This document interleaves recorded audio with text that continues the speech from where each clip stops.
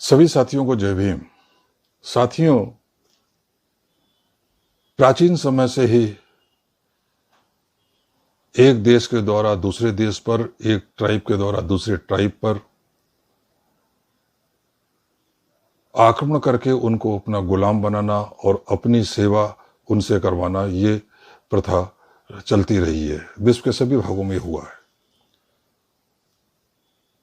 लेकिन किसी भी देश में जब भी वहां किसी दूसरे देश का शासन हुआ तो कुछ समय तक तो शासक जाति द्वारा शासित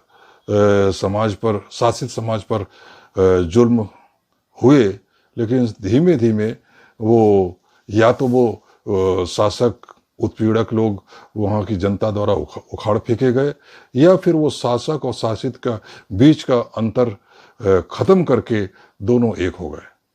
लेकिन भारत में ऐसा नहीं हुआ।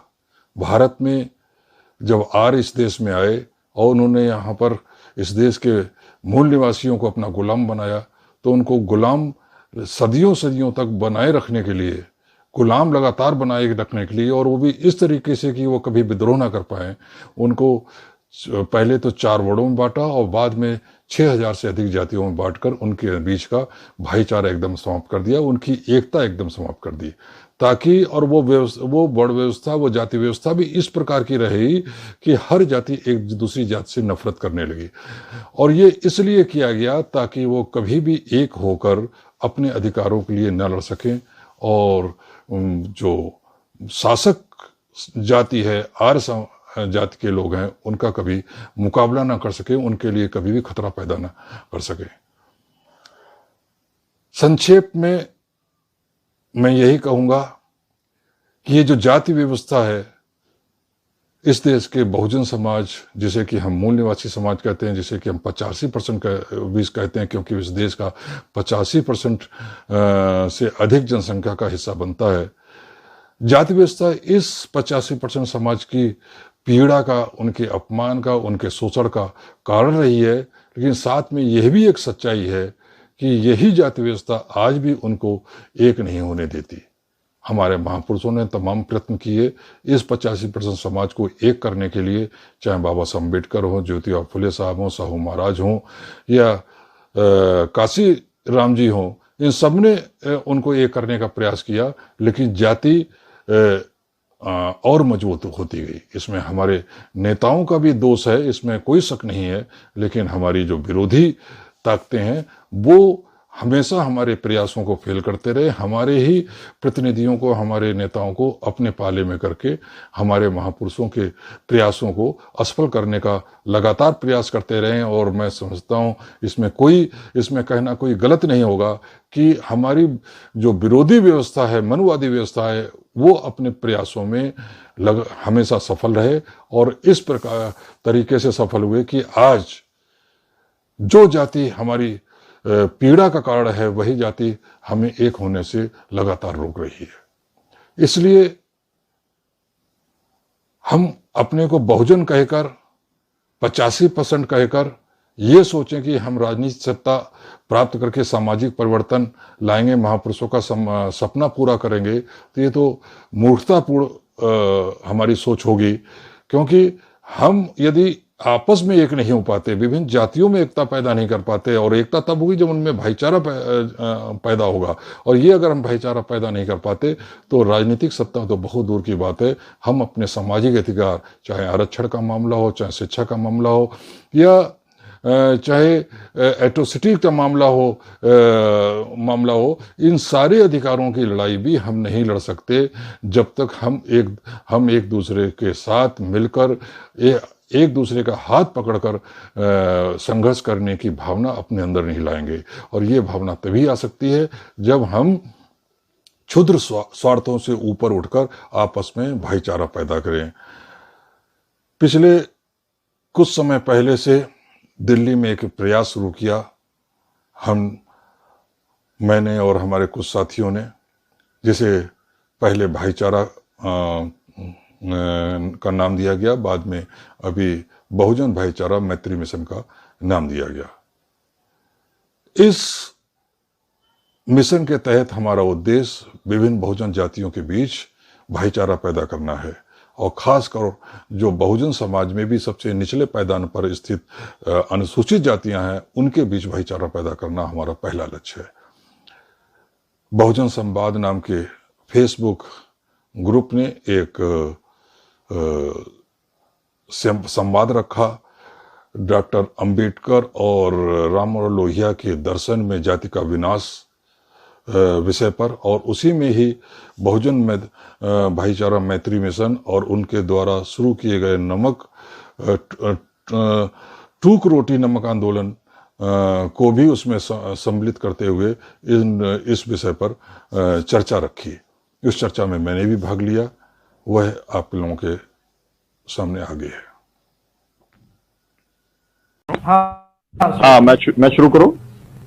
जी, साथियों, आज हम विशेष अभियान जो बहुजन एकता भाईचारा बहनचारे को लेकर के चलाया जा रहा है। कल मेरी बातचीत संजय कनौजिया जी से हुई। उन्होंने मुझे आज जो पैनलिस्ट हैं उनके नाम दिए, और उसके बाद आज हम ये शो के अंदर हम बुला रहे हैं, क्योंकि मुझे लगा कि ये जो विषय है वो बहुत ही महत्वपूर्ण विषय है। तो मैं शुरुआत ही करना चाहूंगा संजय कनौजिया जी से, कि संजय कनौजिया जी, आप सबसे पहले बताएं कि ये विचार किसके दिमाग में आया, ये आप कौन सा मिशन चला रहे हैं बहुजन एकता को लेकर के, इसकी थोड़ी सी आप पृष्ठभूमि अगर आप बताएंगे, उसके बाद में हम इसके बारे में चर्चा को आगे बढ़ाएंगे। और मेरा बाकी सभी साथियों से अनुरोध है कि वो अपना म्यूट कर लेंगे इसे, तो ज्यादा अच्छा रहेगा। संजय जी बोले हैं। डॉक्टर साहब, मुझे आवाज आ रही है? आपकी आवाज आ रही है, बोलिए। अच्छा डॉक्टर साहब, ये अभियान हमारा बहुजन भाईचारा मैत्री मिशन, ये जो बैनर है, ये हमारे कठेरिया साहब हैं, कमल किशोर कठेरिया जी हमारे बैनर के संयोजक। सभी साथियों से अनुरोध है कि थोड़ा सा अपना म्यूट कर लेंगे, क्योंकि अगर आप म्यूट नहीं करेंगे तो इसमें आवाज आती रहेगी, रेजोनेंस आता रहेगा। तो प्लीज सभी साथी। कठेरिया साहब हमारे इस बैनर के संयोजक हैं, और इसमें डॉक्टर SN गौतम जी हैं मुख्य रूप से, जो उन्होंने अपनी इस बात को रखा कि इसको हम लोग रोटी और बेटी का रिश्ता जो है, हम उस लायक उतने बड़े नेता तो नहीं हैं, परंतु अगर हम इसका शुरुआत अगर अपने बहुत निचले धरातल से करें, सामाजिक और वैचारिक धरातल से, तो टूक रोटी और नमक एक हम लोग कार्यक्रम जनता के बीच में लेकर आए, जिसके कारण मैं आपसे अनुरोध करूंगा कि बाकी सबको आप म्यूट कर दें, क्योंकि आवाज रेजोनेंस बहुत आ रहा है। देखिए, आपके आसपास कुछ होगा, कनौजिया जी आपके आसपास कुछ और होगा, तो प्लीज उसको बंद करिए। हाँ, अब आप रखिए, अब एकदम क्लियर है आवाज। तो ये विषय हमें डॉक्टर SN गौतम जी ने सुझाया, और जिसको हम लोग सब लोगों ने माना कि ये वाकई विषय ऐसा गंभीर विषय है, जो आज का आपका जो रखा हुआ विषय है कि डॉक्टर लोहिया और डॉक्टर अंबेडकर जी का जो जाति तोड़ो मामला, जो दोनों एक समकालीन थे, उसके आधार पर ये सब्जेक्ट आज का आपका दिया सब्जेक्ट और हमारा बहुजन एक भाईचारा एकता मिशन का जो सब्जेक्ट है, वो मिलता जुलता सब्जेक्ट है, और इसी पे हम सब लोग काम भी कर रहे हैं। इसमें हमारे डॉक्टर अरुण मांझी जी भी हैं, और साथ में बहुत सारे साथी लोग हैं, मैडम रोजी जी बैठी हुई हैं, और भी बहुत सारे साथी लोग हमारे साथ एक्टिव होकर काम कर रहे हैं।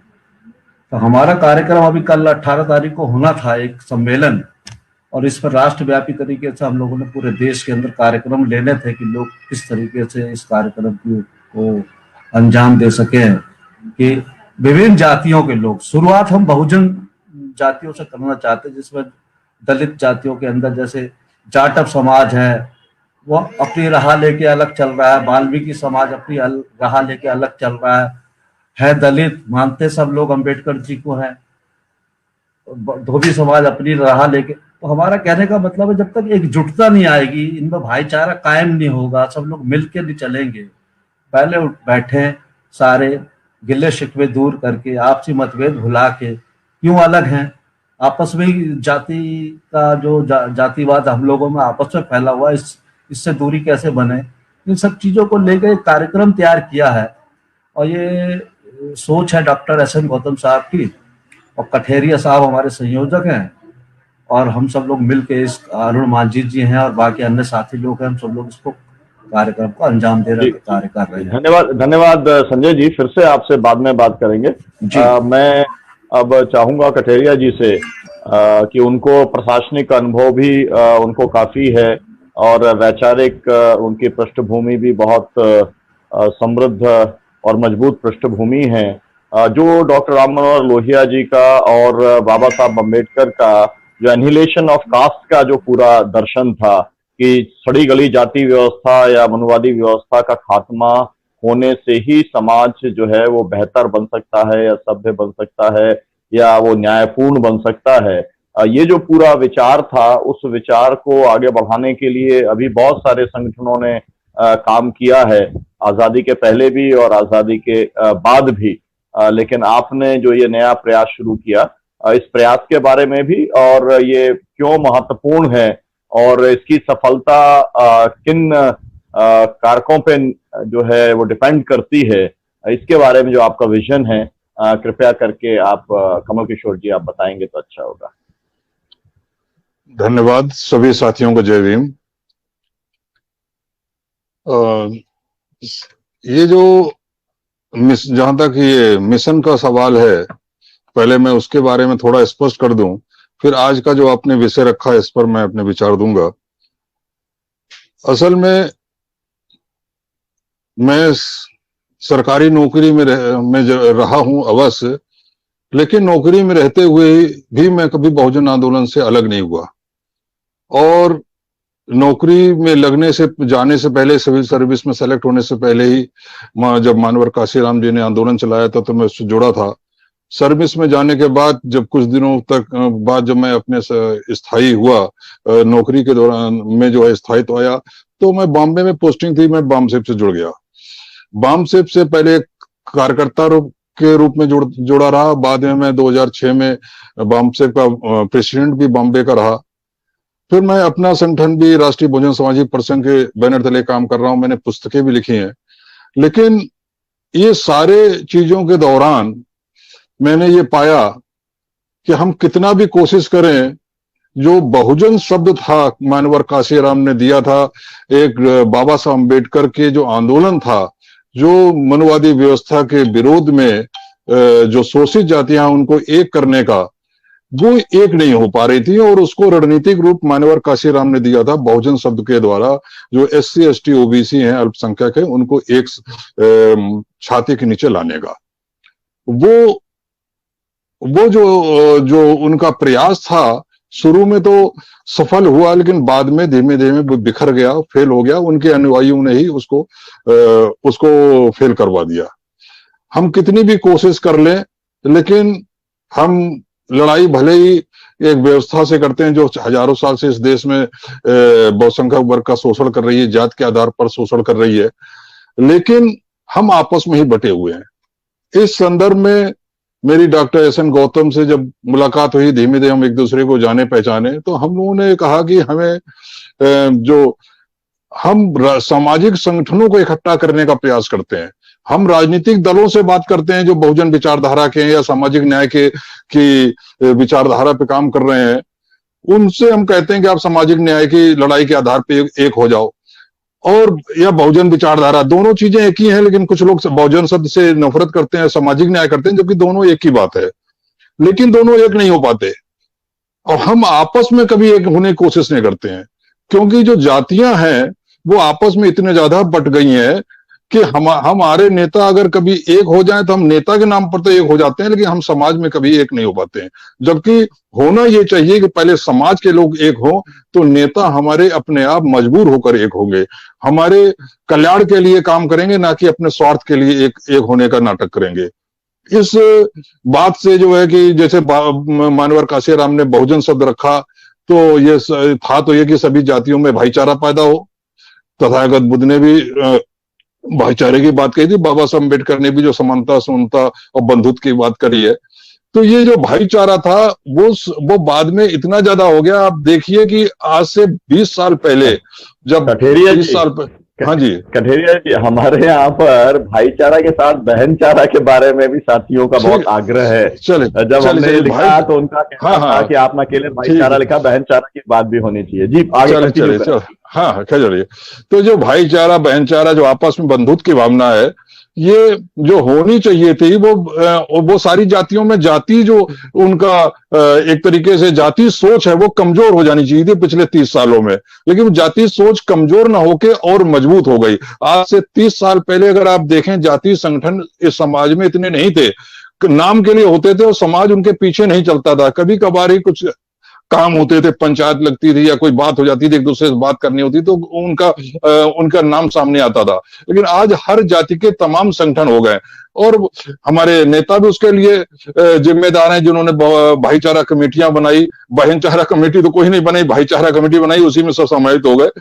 तो मेरा ये, हम लोग का ये था कि जब तक हम इन जातियों में आपस में ब्रदरहुड की भावना, सिस्टरहुड की भावना पैदा नहीं करेंगे, तब तक हम अपनी लड़ाई नहीं लड़ सकते। इसलिए हमें इन जातियों में, खासतौर पे सबसे नीचे लेवल से पहले शुरू करना होगा। एससी जातियों में जैसे कि जाटव है, धोबी है, धानुक है, वाल्मीकि है, ये सारी जातियां खटे गए आपस में बटी रहती हैं और ये सोचती हैं कि उनका कोई नेता बस पहुंच जाए सत्ता में और वो उसी में खुश हो जाते हैं। उनको क्या मिला, उनके समाज को मिला, उससे उन्हें कोई मतलब नहीं होता है। वो अपने दुख को भूल जाते हैं और यही उनकी सारे शोषण का, सारी उनके दुख दर्द का कारण है। तो जब तक आपस में एक नहीं होंगे तब तक हम अपनी लड़ाई नहीं लड़ सकते। इसलिए जातियों को राजनीतिक विचारधारा से परे हटकर उनके बीच में भाईचारा पैदा किया जाए, भाईचारा पैदा किया जाए, ताकि उनमें आपस में एकता हो और वो सामूहिक रूप से अपने दुख दर्द को समझ सकें, अपने दुख दर्द के कारण को समझ सकें और उस कारण के खिलाफ लड़ सकें। इसके लिए हमने 1 साल पहले, पिछले साल जनवरी में, हमने भाईचारा नाम से एक ग्रुप बनाया। हमने सोचा कि हम लोग आपस में एक दूसरे के यहाँ बैठ के सिर्फ खाना खाएंगे, बैठेंगे। कभी हम वाल्मीकि समाज के किसी व्यक्ति के यहाँ कहेंगे कि उसके यहाँ लोग बैठे, सब इकट्ठे हों और हम एक दूसरे से मिलना शुरू करेंगे। तो हमारी 3 मीटिंग हुई, लेकिन उसी बीच जो है कोरोना आ गया और उसके बाद ये काम ठप हो गया। फिर अभी अक्टूबर में ये फिर से हमने मीटिंग करी, है सोचा कि इसको फिर से शुरू किया जाए, लेकिन नई रणनीति के साथ। तो हमने इसको व्यापक एक और नाम जो है बदला और बहुजन भाईचारा मैत्री मिशन रखा। और इसमें हमने ये सोचा कि हम जो है गांव-गांव जाके टूक रोटी नमक आंदोलन जैसा एक छेड़ेंगे, जिसमें कि हम कहेंगे कि एक ही घर से रोटी बन के आएगी और सभी जातियों को लोग उसको खाएंगे। हालांकि देखिए, कहने को तो यह है कि साहब आजकल रोटी खाने का जो है किसी के बीच में भेदभाव नहीं रह गया, लेकिन ऐसा नहीं, अभी भी है। और एक तो ये सांकेतिक है, जब हम गांव में जाके रोटी एक साथ बैठकर खाते हैं तो एक, और उसमें हम ये उद्देश्य के साथ बैठते हैं कि हाँ, हम आपस में एक हैं, हमारे अंदर खून एक है, हम एक ही दुख से पीड़ित हैं, एक ही पीड़ा है। तब हम उस पीड़ा को भी साझा करते हैं उस समय रोटी खाते समय, और उस पीड़ा के कारणों को भी ढूंढते हैं और उससे कैसे मुक्ति मिले इस बात को भी का भी पता करते हैं। तो इस उद्देश्य से ये हमने शुरू किया है। और 18 तारीख को ये कार्यक्रम कॉन्स्टिट्यूशन क्लब में रखा था, वो किसी वजह, वो ये कोरोना की वजह से उसको कैंसिल करना पड़ गया। जहां तक आज का विषय है, डॉक्टर अम्बेडकर और लोहिया जी के जो विचारों में जाति विहीन समाज की स्थापना, तो बाबा साहब अम्बेडकर के विचार तो उन्होंने तो एनिहिलेशन ऑफ कास्ट भी लिखी है और लोहिया जी ने भी जाति का बहुत विरोध किया है। बाबा साहब अम्बेडकर और जो लोहिया जी के विचारों में जो समानताएं भी हैं और कुछ विरोध भी है। जैसे कि बाबा साहब अम्बेडकर जाति को हिंदू धर्म का आधार मानते हैं और वो कहते हैं कि जब तक जाति है तब तक हिंदू धर्म में कोई सुधार नहीं हो सकता और जाति को अलग हिंदू धर्म से किया नहीं जा सकता। उन्होंने निश्चित रूप से जाति को खत्म करने का एक एनिहिलेशन ऑफ कास्ट में एक सुझाव भी दिया कि अगर हमारे युवा लोग अंतर जाति विवाह करना शुरू करें तो निश्चित रूप से एक ऐसा बदलाव आएगा कि शायद वो इस जाति व्यवस्था को उखाड़ फेंकने में सफल होंगे। लेकिन बाद में बाबा साहब को ये लगा कि ये शायद संभव नहीं है और हो भी नहीं पा रहा है, क्योंकि लोग इतने अधिक जाति की भावना से बंधे हुए हैं कि ये प्रेम विवाह तो भले कोई कर ले, लेकिन जाति को तोड़ने के लिए कोई अंतर जाति विवाह करने को तैयार नहीं है। और इसीलिए उन्होंने कहा कि जाति जो है हिंदू धर्म का आधारभूत अंग है, इसलिए जब तक हिंदू धर्म है तब तक जाति रहेगी, जब तक जाति रहेगी हिंदू धर्म रहेगा।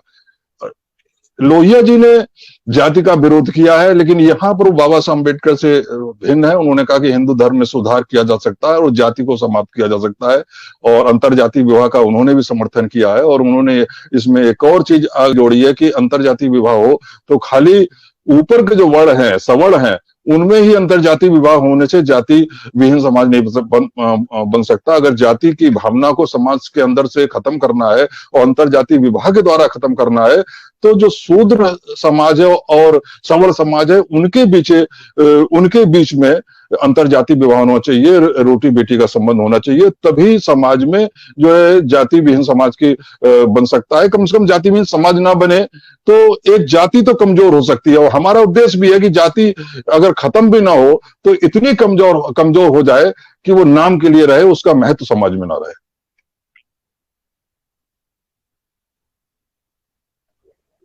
हाँ जी, हाँ डॉक्टर साहब जी जी।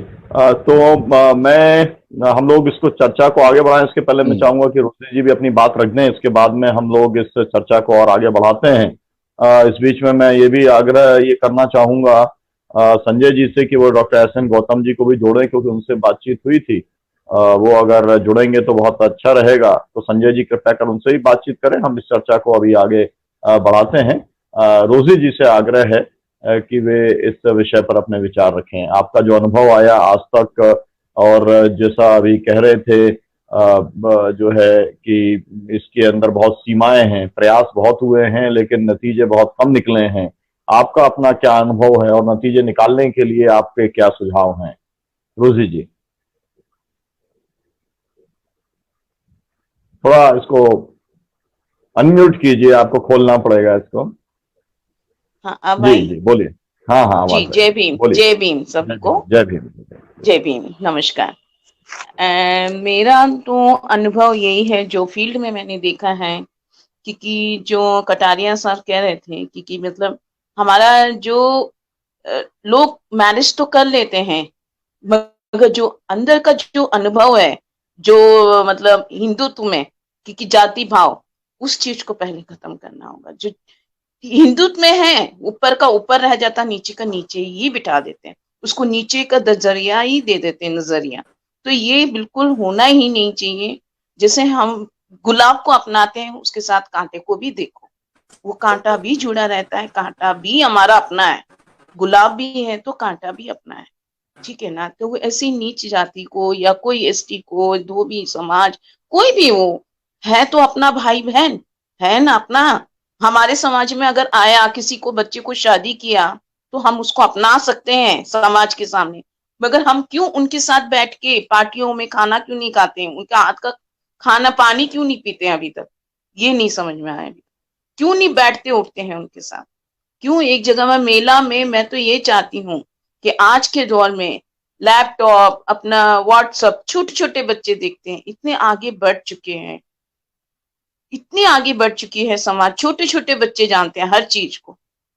तो हम क्यों ना एक छोटे छोटे मेले लगा के, हर साल मेला लगाएं ये समाज के लोगों के साथ, वो अपने हाथों से खाना बनाए, और हर बड़े लोग, नेता हो चाहे कोई भी हो, एनी समाज, सब उनके हाथ का खाना खाएं, उनके साथ गले मिले, उनसे बातचीत करें, फिर जय भीम करके अपने अपने घर जाए, कोई इश्यू नहीं। तभी एक भाईचारा या बहनचारा, जो भी बोलिए, आपस में कटेगा। सिर्फ कपड़ा पहनने से या गाड़ियों में घूमने से ये समाज का कभी नहीं कटेगा, या हम स्पीच दे लेंगे कभी नहीं कटेगा।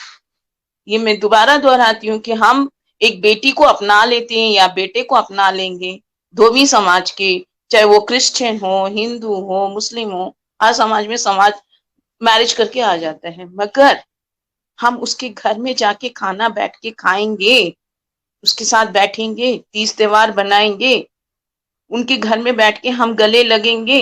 नहीं, कोई करता है, कोई नहीं करता। उनका दर्द, दुख दर्द पूछो। आज कोरोना क्या है? यही तो loving, must loving, loving is a must, कि हम उनके दुख दर्द को पूछें। अरे धोबी है, राम राम जी भैया, ठीक हो? हाँ ठीक है जी, चल आप वो अपना घर जाए, हम अपने घर जाए। हमने कभी पूछा है आपके घर में क्या प्रॉब्लम है? हम उनके घर में बैठे हैं, उनके घर में बैठते हैं। समाज में जो झाड़ू सड़क में लगाते हैं, ये कोरोना चलते हुए किसी ने पूछा पुरुष कितना सड़क में बैठा, रेडियो में बैठा हुआ, कि अपनी पत्नी और बच्चे के लिए रो रहा था, वो कहीं आंसू बहा रहा था, है नीच जात का पुलिस वाला वो कर रहा था। हिंदू धर्म का प्रधानमंत्री आए, कोई आए, हिंदू हिंदू बोलते, कोई पंडित आया उनको बचाने? नहीं, हम सेवक लोग, समाज सेवा लोग, उनकी गले मिली, एक महिला होके मैं उनके गले मिलती थी, नहीं भैया नहीं रोना, आपकी बीवी बच्चे अच्छे होंगे। जो मेरे से बन पाता था मैं हमेशा उनकी सेवा करती। पुरुष भी कितना तकलीफ से गुजरता है, इन बातों को लेके ये महिलाओं को आज को सोचना चाहिए, क्योंकि हर घर में जो पुरुष है वो जब बाहर निकलता है वो बहुत सोचता है, हर चीज का सोचता है, परिवार के लिए सोचता है, एक नमक के लिए सोचता है, मिर्ची के लिए सोचता है, मैं कहाँ से करूंगा, कैसे करूंगा, मेरी बेटी की शादी में कहाँ दूंगा। तो वो चीज हमने ऊपर लाना है, क्लास ऊपर करना है इनका, ना कि नीचे।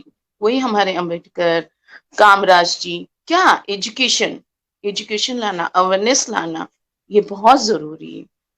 और मैं क्या बोल सकती हूँ, मैं तो इतना ही बोल सकती हूँ, मैं तो बस लविंग ही मस्ट है और कुछ नहीं। हम किसी को भी ज्यादा क्या, सभी लोग अपने घर में पैसा कमाते हैं, सभी लोग पहनते हैं, सभी के घर में मोबाइल है, सभी के घर में लैपटॉप है, एवरीबडी इज अ रिच, अच्छी बात है, मगर उनके साथ जो बैठ के खाना खाए, उनको अपनाए, उनको लविंग दे, उनको गले से लगाए तीज त्योहार में, that is the must. Hindu बोलने से ही, हिंदू में ये कभी नहीं बोला, राम राज्य ने भी कभी नहीं कहा। एक सबरी का भी बेर खाया था, झूठे बेर, राम ने। ये आज की डेट में कोई करके देता है ऐसे? कोई नहीं करता है, ठीक है ना। तो राम राम बोलने से भी नहीं, राम ने झूठे बेर खाए सबरी के। सबरी कौन थी? शलूलदास, एसएस, जो कोई नहीं, उसके कपड़े भी नहीं कोई छूने को राजी हो रहा था, वो महिला का, माता का। तो ये सोचिए आज की दौर हमारा कितना अच्छा है, भगवान ने हमको सब कुछ दिया है, दिमाग दिया है, एजुकेशन दे रहे हैं, लैपटॉप है, व्हाट्सएप है, आज हम सब मिलके ग्रुप में बात कर रहे हैं, ये सबसे बड़ी बात है। तो हम लोग में लविंग होना चाहिए, मैं तो यही बोलती हूँ, बाकी और कुछ बहुत नहीं। बहुत सब शुक्रिया जी। डॉक्टर सनीलम है, वो अच्छा जानते हैं, बाकी कोई गलती हो तो माफी चाहती हूँ, है ना। नहीं रोजी जी, बहुत समय बाद आपको देखा, इसके अंदर हाँ बहुत पहले हम लोग युवा जनता के अंदर जब जी जी सक्रिय जी थे तब आपसे मुलाकात हुई थी, उसके बाद आज ही मुलाकात हुई है। मैं इस चर्चा को आगे बढ़ाता हूँ। मैं ये जी, जानना चाहता शुक्रिया। हूँ कि हम लोग जी, बहुत शुक्रिया आपका। संजय जी, आपकी बात अभी डॉक्टर एस.एन. गौतम जी से हो पाई है क्या? वो अभी ज्वाइन करने वाले हैं। हेलो हेलो, आवाज आ रही है? हाँ, आवाज आ रही है। आपकी बात हुई है क्या उनसे, गौतम जी से? हेलो डॉक्टर, मेरी आवाज आ रही है? हाँ, आपकी आवाज आ रही है। तो हम लोग इस चर्चा को आगे बढ़ाते हैं और भी। इंटरनेट कट गया, इंटरनेट गायब हो गया। किसका? मोबाइल से लगा हुआ हूँ। हाँ, कोई बात नहीं, हम लोग तो सब मोबाइल से ही करते हैं, मैं तो इसको बहुत समय से मोबाइल से ही कर रहा हूँ, कोई दिक्कत नहीं है। आपकी आवाज आ रही है। हम इस चर्चा को कटेरिया जी के साथ में आगे बढ़ाते हैं। आपसे मैं अनुरोध करूंगा कि आप थोड़ा सा डॉक्टर एस.एन. गौतम जी को भी आप देख लें, बुला लें, फिर हम इसके ऊपर और बातचीत करेंगे। मैं कटेरिया जी से मैं जानना चाहता हूँ, आपने पूरा अभी एक रोजी जी ने एक कम्युनिटी किचन की बात कही और लोगों को गले लगाने की बात कही, खाना पीने के आगे भी बढ़ करके उन्होंने ये बातचीत कही है। तो असल में जब अभी जो भी इसका अभी तक कोई प्रयास हुआ है सामूहिक स्तर के ऊपर, समाज के स्तर के ऊपर, क्या जो कम्युनिटी लीडर्स हैं उनसे आपने संपर्क किया है कि इस तरीके का हमारा सोचना है और हम आपके कम्युनिटी के लोगों के साथ में बैठना चाहते हैं, उठना चाहते हैं, खाना चाहते हैं, इस तरीके का, और उनका क्या रिस्पॉन्स रहा है? अगर आपकी प्रिलिमिनरी बातचीत भी इस तरीके की हुई हो कटेरिया जी, तो आप उसका अगर अनुभव बताएंगे तो वो अच्छा होगा। इसके बाद में फिर संजय जी से मैं पूछूंगा। पहले कठेरिया जी अगर बताएं तो अच्छा होगा जी। हाँ, संजय जी, मैं पहले रोजी जी ने इनका सबरी का जिक्र किया तो मैं थोड़ा उस पर बोलना चाहूंगा। जरूर बोलिए, मैं भी चाहता था कि जरूर वो एस्पेक्ट। देखिए, ये जो ग्रंथ लिखे गए हैं वो हमें मूर्ख बनाने के लिए लिखे गए हैं, तो मैं रोजी जी से भी कहूंगा कि इनके भुलावे में ना आए। सबरी का अगर जिक्र आता है तो संबूक का जिक्र क्यों नहीं आता? अगर राम ने सबरी के जूठे बेर खाए तो संबूक का गला क्यों काटा? ये भी तो ध्यान देना चाहिए। संबूक का गला क्यों काटा? क्या संबूक शूद्र होने के नाते पढ़ाई लिखाई कर रहे थे, ज्ञान प्राप्त करने की कोशिश कर रहे थे, जैसे आजकल पीएचडी के लिए करते हैं, लेने के लिए करते हैं, तो ब्राह्मण का बच्चा मर गया। तो आप ये कैसे कह सकती हैं कि राम जो है एक बहुत ही आदर्श राजा थे और जिन्होंने एक शूद्र सबरी के बेर काट लिए तो हमें उनको मानना चाहिए?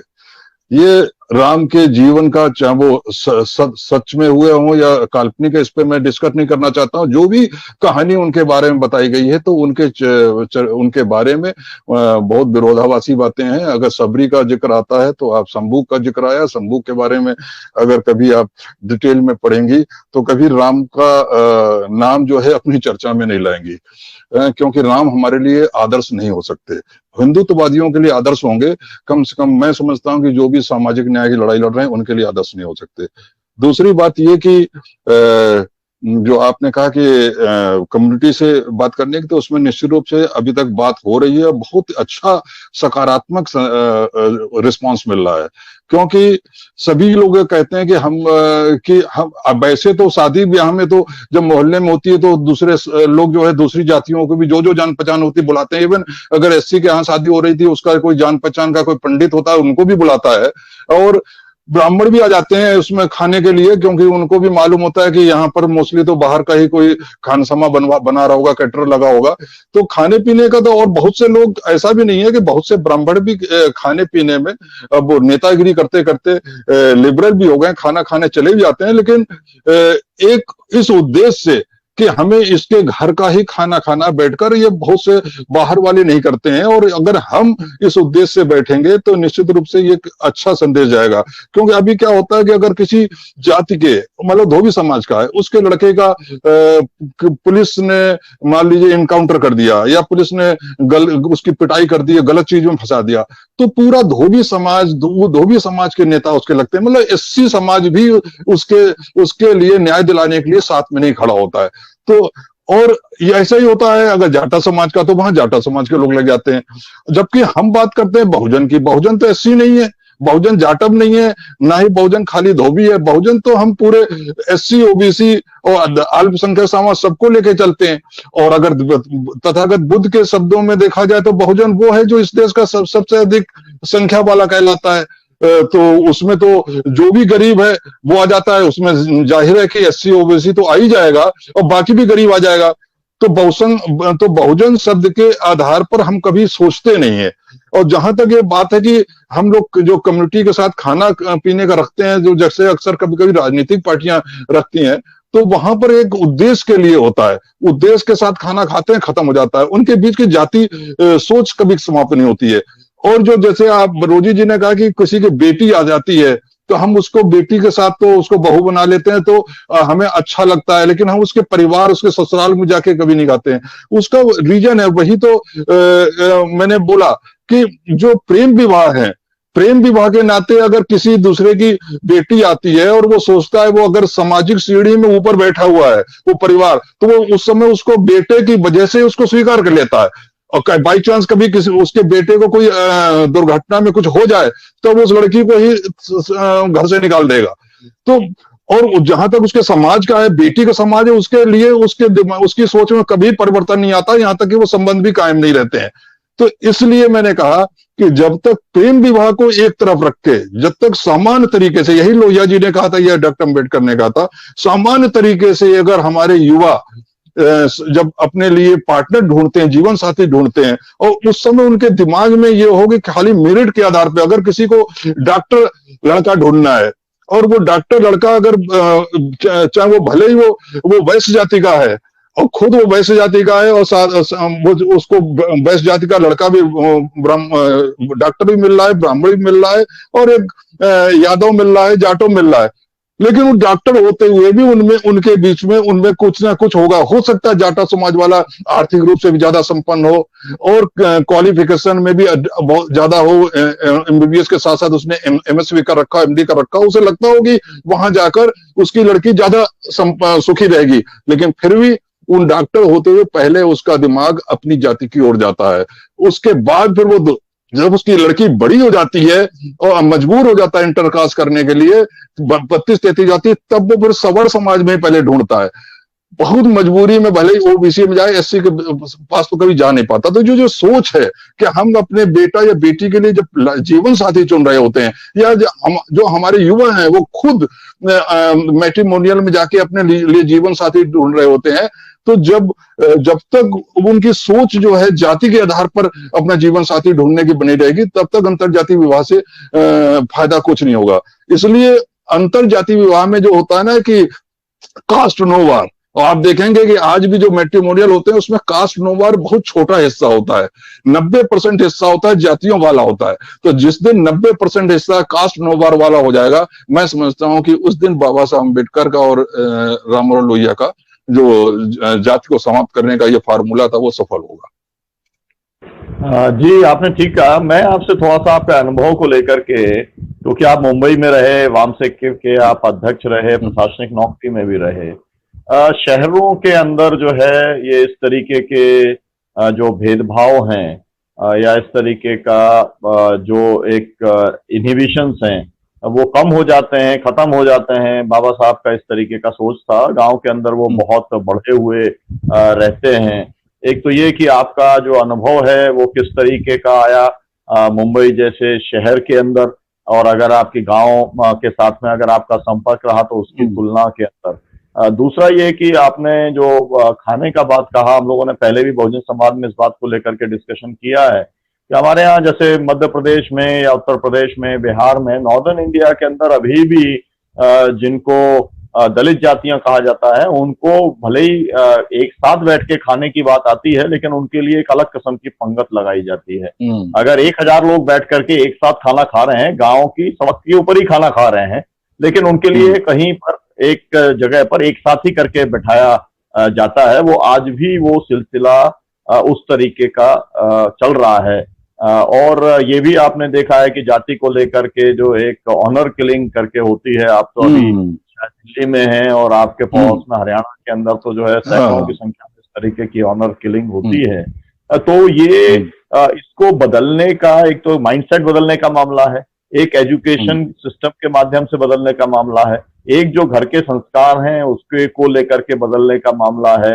तो मतलब क्योंकि ये बात तो होते हुए 74 साल या उसके पहले अगर हम कहें कि जो है जो ये सब बहुजन संवाद के इसमें हम लोगों ने सब जो चित्र लगा रखे हैं, ज्योतिबा फुले से लेके और साहू जी महाराज और सभी लोगों ने, पेरियार जो है, इन्होंने बहुत प्रयास इन्होंने किए हैं।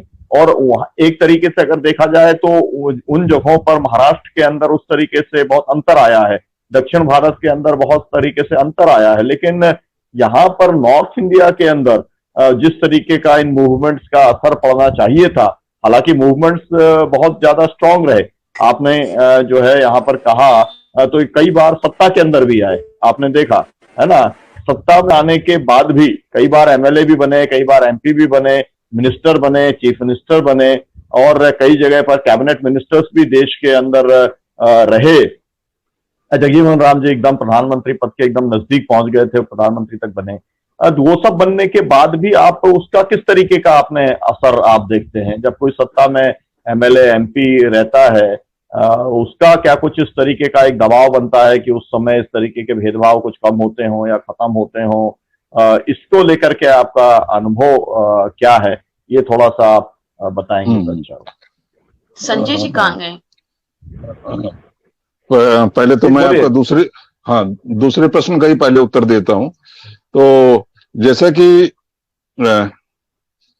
आपने जो बोला कि महाराष्ट्र वगैरह का, तो देखिए निश्चित रूप से महाराष्ट्र में थोड़ी जागरूकता ज्यादा आई है, लेकिन ऐसा नहीं है कि वहां पर अभी गांव में और शहर में, एक तरह मैं दोनों को मिक्स करके ही दे रहा हूं। जो आपका पहला क्वेश्चन था कि शहरों में जैसे बाबा साहब अम्बेडकर ने कहा भी थी कि शहरों की ओर पलायन करना चाहिए, कि शहरों में जाति शोषण कम होगा। उसका रीजन होता है कि शहर में जब जाते हैं तो गांव में जो होता है एससी का कुछ सेलेक्टेड परिवार होते हैं, और वही जनसंख्या होती है। जैसे उनकी पॉपुलेशन बढ़ती है वही सबर समाज की बढ़ती है, वही दूसरी जातियों की बढ़ती है। तो उनको वहां पर जो सुरक्षा का अभाव है, जो असुरक्षा की भावना, वो हमेशा बनी रहती है।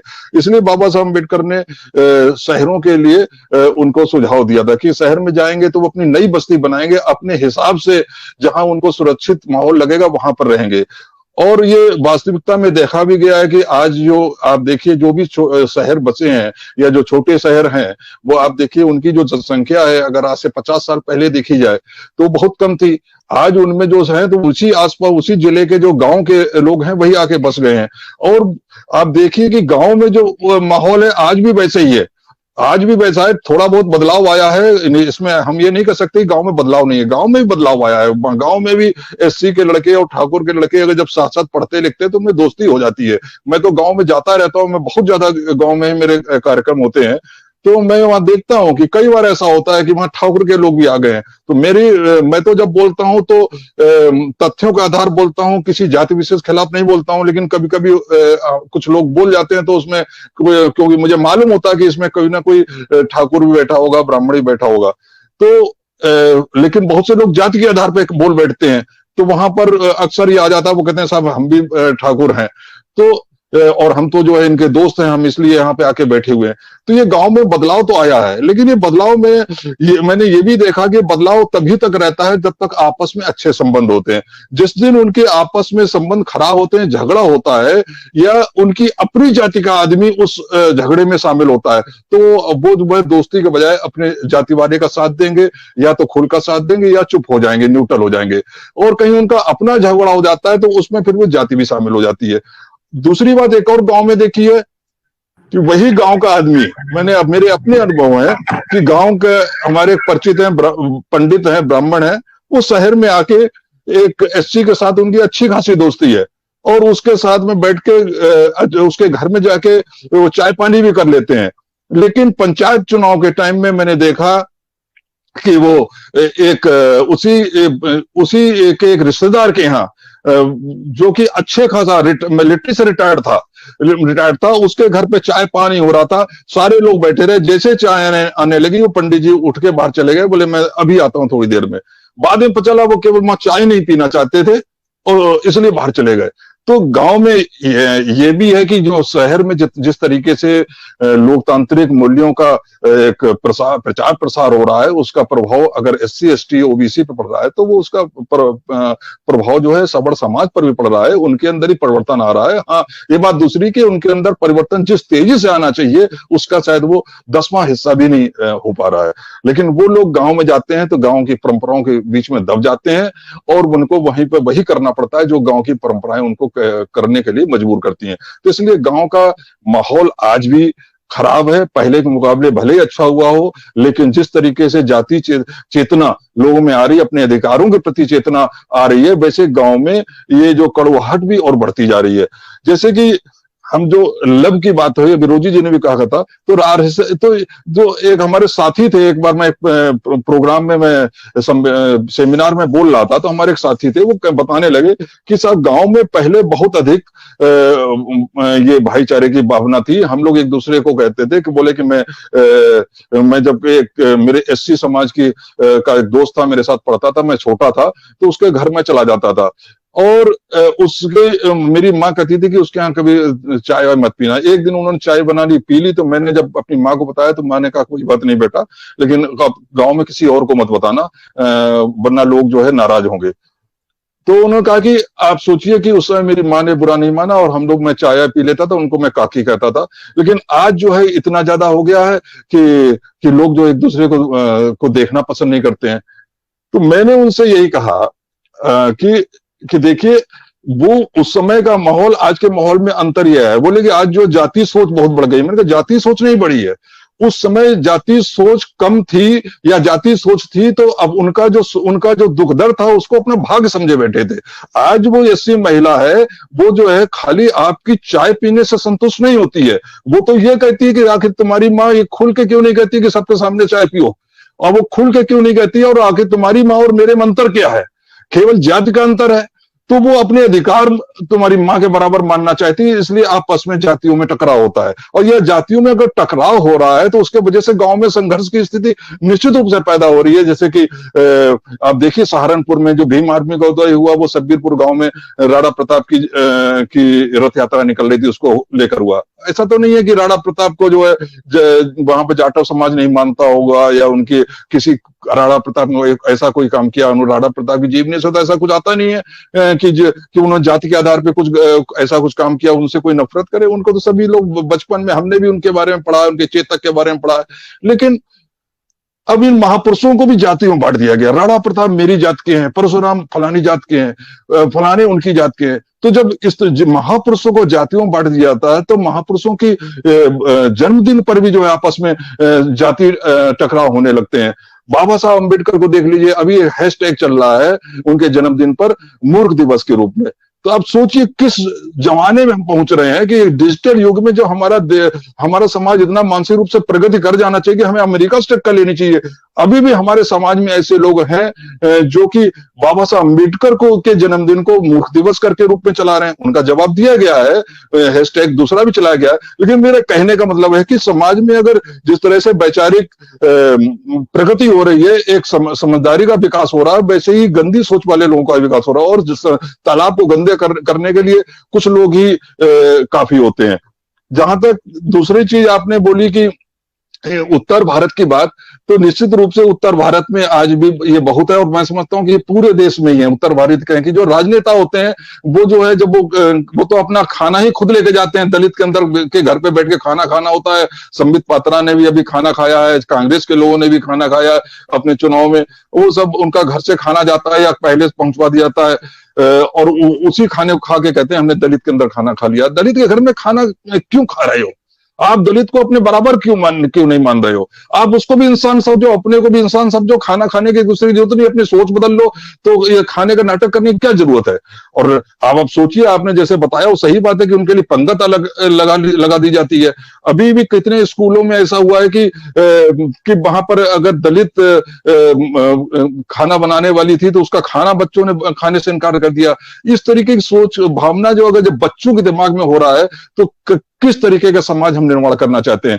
अभी आप इसका देख लीजिए, अभी आगरा में एक डेथ हो गई और वो दलित महिला थी, उसकी लाश जलाई जा रही थी, आग लग चुकी थी चिता में। आप सोचिए, आग लग चुकी थी, लेकिन उसी समय सवर समाज के लोग आ गए, बोले ये शमशान जो है घाट, ये दलित समाज के लिए नहीं है, आप इसको लाश को हटाओ।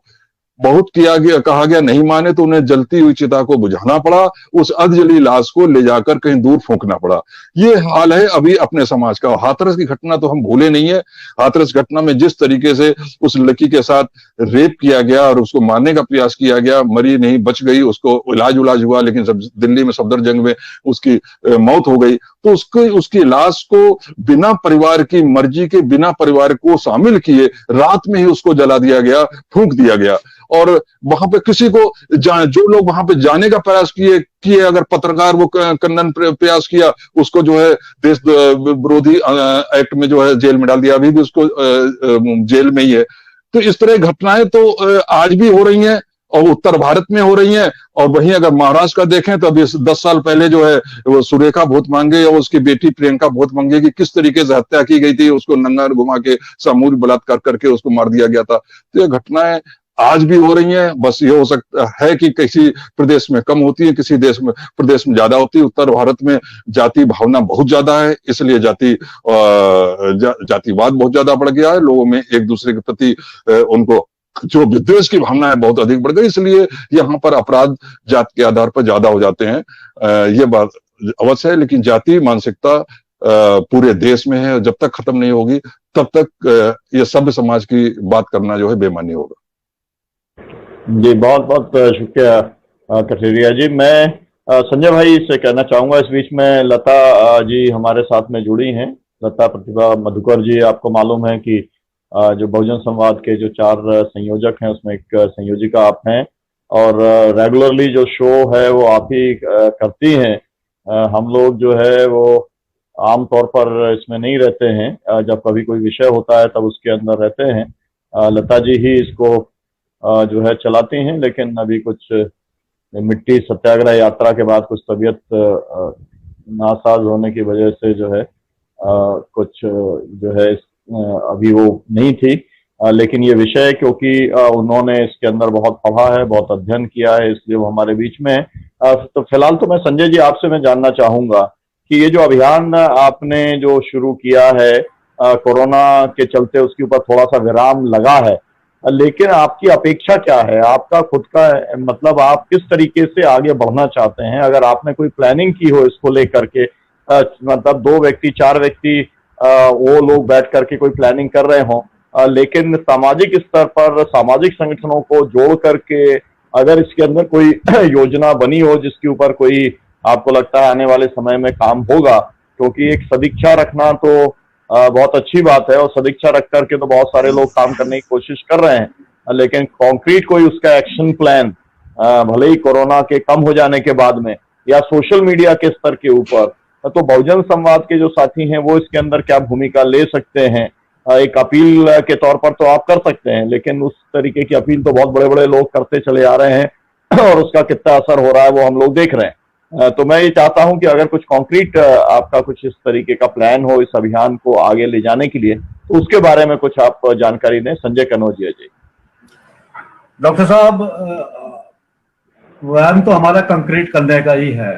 अभी फिलहाल क्योंकि ऐसी स्थिति बनी हुई है, ये जो कोरोना महामारी फैली हुई है जिसके कारण बहुत सी चीजों का अंकुश लग गया है, तो अभी तो चर्चा हम लोग कठेरिया साहब हैं, अपने डॉक्टर गौतम जी हैं, मांझी साहब हैं, हम सब मिलके बैठ के बातें कर रहे हैं, रणनीति बना रहे हैं, लेकिन इसे धरातल पे लाना बहुत जरूरी है। जब तक हम लोग इसे धरातल पे नहीं लाएंगे तो सोशल मीडिया के माध्यम से हम अपनी बात तो कह सकते हैं, हमारी बात लोगों तक पहुंच सकती है, परंतु काम करने के लिए धरातल पे उतरना जरूरी होगा। उसे एक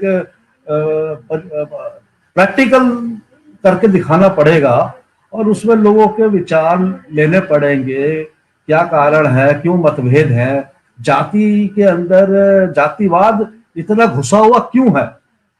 अभी मैं ये कहना चाहता हूँ, जो आज स्थिति बनी है ये देश की आजादी जब हुई थी, बाबा साहब अम्बेडकर जी जब देश आजाद हुआ था, बाबा साहब अम्बेडकर जी ने संविधान बनाया था, उस मनुवादी लोगों ने उस संविधान की भी आलोचना करी थी। उन्होंने कहा यार ये तो कैसा बना रखा है, तिरंगा लिया है, इसके अंदर वो भगवा तो है ही नहीं, कहीं भगवा झंडा है हमारा तो, और हमारा तो वो सिस्टम है, हमारा ये सिस्टम है। तो उन्होंने कहा था भाई धर्म की आड़ पे तो देश खड़ा नहीं किया जा सकता। डॉक्टर अम्बेडकर जी ने कहा था अगर गैर दलित अगर किसी ने अम्बेडकर जी को समझने की कोशिश की, जानने की कोशिश की, उन्हें महसूस किया, भीतर से महसूस किया, तो वो एकमात्र नेता थे डॉक्टर लोहिया। डॉक्टर लोहिया जी ने इतने प्रभावित हुए अम्बेडकर जी से कि उन्हें वो अपना नेता मानने को तैयार हो गए थे। उन्होंने कहा था कि एक नई पार्टी बनाई जाए और डॉक्टर अम्बेडकर जी के नेतृत्व में हम सब लोग मिलकर काम करें। उन्होंने इतना समझ लिया था, उन्होंने उनको सुना था, संसद में सुना था, उनकी किताबें पढ़ी थी, उनके लेटर्स पढ़े थे, उनके भाषण सुने थे, उनके बारे में सुना था, उनकी एजुकेशन को समझा था। ये सब चीजों को समझते हुए डॉक्टर लोहिया जी ही एकमात्र ऐसे गैर दलित व्यक्ति जिन्होंने अंबेडकर जी को बिल्कुल समझा था, और उन्होंने कहा था कि आप दलित के नेता नहीं बल्कि भारतीयों के नेता बने। और ये बात उन्होंने अपने साथियों में रखी और साथियों में अंबेडकर जी के सामने रखी, तो वो बड़े अंबेडकर जी भी इस बात से प्रभावित हुए। उसी दरमियान लोहिया जी ने उनको एक चिट्ठी लिख दी, 10 दिसंबर की बात है, 10 दिसंबर 1956 की बात है। पहली चिट्ठी डॉक्टर लोहिया ने डॉक्टर अम्बेडकर जी को लिखी थी कि हम आपका नेतृत्व स्वीकारना चाहते हैं और हम चाहते हैं कि जाति का, चाहे वो स्वर्णों के अंदर हो, चाहे दलितों के अंदर हो, बैकवर्ड मतलब चाहे वो अन्य धार्मिक अल्पसंख्यकों के अंदर, जाति का जो मामला है उससे हमारी जो उनकी एक मैनकाइंड मैगजीन होती थी उसके अंदर उन्होंने कहा था कि आप इसके अंदर अपना उल्लेख कीजिए और पूरी तरीके से इसकी व्याख्या कीजिए ताकि बात लोगों तक पहुंचे। वो मैगजीन बड़ी उस वक्त बड़ी फेमस थी, लोग उन्हें बड़ा पढ़ते थे। तो डॉक्टर अंबेडकर जी ने फिर अपने पत्र द्वारा उनकी बातों से सहमति जताते हुए कहा कि डॉक्टर लोहिया जी, मैं आपकी सारी बातों से सहमत हूँ, आपकी बात को अपनी पेटिशन में रखूंगा, जो उनकी अनुसूचित जाति की पेटिशन थी। तो उन्होंने कहा कि मैं ये बात रखता हूँ। और डॉक्टर साहब ने जब ये बात रखी तो सारे सब लोग डॉक्टर साहब की, अम्बेडकर जी की बात को उन्होंने कहा कि डॉक्टर लोहिया सही कह रहे हैं कि आपको मिलकर चलना चाहिए और एक पार्टी बना ही लेनी चाहिए। तो फिर डॉक्टर अंबेडकर जी ने उनको एक चिट्ठी लिखी थी 5 सितंबर को, 5 अक्टूबर को 1956 को, कि भाई आप, मैं दिल्ली मेरी यात्रा होगी और उसमें हम लोग बैठेंगे और आगे की रणनीति बनाएंगे। तो ये दुर्भाग्य था डॉक्टर अंबेडकर जी का कि उसी दरमियान वो बीमार पड़ गए और बड़े गंभीर बीमार पड़े और वो उनकी डेथ हो गई। इससे सबसे ज्यादा व्यथित हुए थे डॉक्टर लोहिया। डॉक्टर लोहिया इतने व्यथित हुए कि उन्होंने एक चिट्ठी लिखी थी 1 जुलाई 1957 को मधुलिमा जी, और उसमें उन्होंने जो लिखा था कि मैं डॉक्टर अंबेडकर की आकस्मिक मौत से इतना, मतलब मेरा मन दुखी हुआ है, हद तक व्यक्तिगत रहा हूं। यह हमेशा से मेरी महत्वाकांक्षा थी कि हम उन्हें न केवल संगठनात्मक रूप से बल्कि पूरे वैचारिक अर्थों से भी उनकी और आकर्षित हों, और वो पल निकट आ ही गया था। तो लोहिया जी ने आगे लिखा कि डॉक्टर अंबेडकर मेरे लिए भारतीय राजनीति में एक महान व्यक्ति थे। अंबेडकर सही कहते थे कि जो मनुवादी व्यवस्था हमको 6000 से अधिक जातियों में बांटती है, वही मनुवादी व्यवस्था हिंदू के नाम पर हमें एकजुट कर लेती है, केवल वोट की खातिर। और ये जो वोट का खातिर, ये जो सिस्टम जो उस वक्त लोहिया जी ने मधुलिमा जी को कहा था, ये अभी 2019 के चुनाव में लोकसभा में देखने को मिला। लोहिया जी और अंबेडकर जी का ये कार्यक्रम, भले ही रोटी और बेटी का उन्होंने जो रिश्ते की बात रखी थी लोहिया जी के आगे और सब इस पे कार्यक्रम बना था, भले ही अंबेडकर जी की डेथ हो जाने के कारण ये मामला ठंडे बस्ते में चला गया और ना तो लोहिया जी के अनुयायियों ने, ना ही अंबेडकर जी के अनुयायियों ने इस पर कोई काम किया। सिर्फ आर्थिक नीति पे बात करते रहे या दूसरे मामलों पे बात करते रहे, लेकिन दलितों को, बैकवर्डों को कहीं ना कहीं इकट्ठा करके या उनके बीच में जाकर काम करने का काम ठप हो गया था। तो मुलायम सिंह और काशीराम जी ने ये प्रयोग पहली बार किया था उत्तर प्रदेश में, और उत्तर प्रदेश में वो सफल हुए। वही सफलता हमें 2017-2018 में देखने को बाई इलेक्शन में मिली थी। हम लोग, चाहे वो विधानसभा की सीट थी चाहे लोकसभा की सीट थी, वो जो समीकरण था दलित, बैकवर्ड्स का, माइनॉरिटी का, वो उससे हम लोग जीत रहे, हमारी विचारधारा जीत रही। परंतु 2019 के अंदर लोकसभा जब आया तो जो सोशल इंजीनियरिंग का काम पहले दलित, बैकवर्ड किया करते थे, वो सोशल इंजीनियरिंग हिंदुत्व के नाम पर इन लोगों ने दलित और बैकवर्ड में कर डाला और रिजल्ट आपके सामने आ गया। तो अभी जो हिंदुत्व की जड़ें और गहराती जा रही हैं, संविधान के आड़ में रहकर, संविधान का नाम लेकर या बाबा साहब का नाम लेकर, अंबेडकर का नाम, आप मान लो अभी प्रधानमंत्री ने पिछले 2-3 साल पहले ही बोला कि 2 ही वो रहेंगे, कास्ट रहेगी, अमीरी गरीबी, वो क्लास रहेगी बस हमारी, अमीरी गरीबी। और इसी बात का विरोध करके नेहरू जी से लोहिया जी बाहर निकले थे कि भाई आप क्लास की बात क्यों कर रहे हो, क्लास तो अमीरी गरीबी है, एक गरीब आदमी अमीर हो सकता है, लेकिन कास्ट आदमी के मरने तक जुड़ी रहती है। आदमी मर भी जाएगा उसके बाद भी उसको उसी कास्ट के नाम से ही पुकारा जाएगा। तो कास्ट को खत्म करना है तो पहले रोटी और बेटी का रिश्ता कायम करना होगा, और ये हर जाति, धर्म और भाषा भाषी के अंदर करना होगा। तो इन सब चीजों को देखते हुए अब हम लोगों ने भी सोचा है कि भले ही चलो इसमें देर हो गई है, लेकिन हम लोग इसको हम क्योंकि इतने बड़े पैमाने पर तो नहीं कर सकते ना, हम लोगों का कुछ ऐसा कोई वो है मामला, हम लोग छोटे स्तर पर कर रहे हैं, मतलब, और उतना बड़ा हमारा भी कोई आधार नहीं, हमारी ये शुरुआत है। तो इस शुरुआत के अंदर हम लोग क्यों रोटी, पहले कम से कम रोटी तो खा ले, इकट्ठा हो ले। बेटी का रिश्ता भी तो बेटी का हिसाब से आएगा, तब उस पर भी काम किया ही जाएगा, आधार बढ़ाया जाएगा। फिलहाल हम लोग रोटी खाना शुरू करें, इकट्ठा होना शुरू करें। दूसरी बात यह है कि अगर मान लो दलित के साथ, अगर दलितों में अगर जाटव के साथ कोई प्रॉब्लम हो जाती है, मान लो अभी उत्तर प्रदेश में एक लड़की को जला दिया गया रेप करके, वो वाल्मीकि समाज की थी, तो वाल्मीकि जाति ही खड़ी हुई उसके लिए, अन्य दलित जातियां मुंह होकर रह गई। कहने का अर्थ यह है कि जब तक एक दलित का मतलब है, शूद्र का मतलब है शूद्र, मतलब छोटी जाति। वो आप भी उसी चीज से अपमानित हो रहे हैं, वो भी उसी चीज से अपमानित हो रहे हैं, तो लड़ाई लड़ने में अलग अलग क्यों? आप वाल्मीकि के साथ अगर जाटक भी खड़ा हो जाता, धोबी भी खड़ा हो जाता, बहुत बड़ा आंदोलन बन जाता है। लेकिन अब क्योंकि ये सरकार जो हिंदूवादियों की सरकार है, ये तो इसी तरह का डिवाइड एंड रूल का मामला लाभ लेती है। वो तो कहती है कि बिखरे रहे, लेकिन हमारा काम है यूनाइट करने का। तो उसमें प्रयास है, शुरुआत है। इस बार शुरुआत में हमें सफलता अवश्य मिलेगी, क्योंकि काम कोई गलत है नहीं। बहुत बहुत धन्यवाद आपको संजय जी, बहुत शुभकामनाएं हैं बहुजन संवाद की ओर से।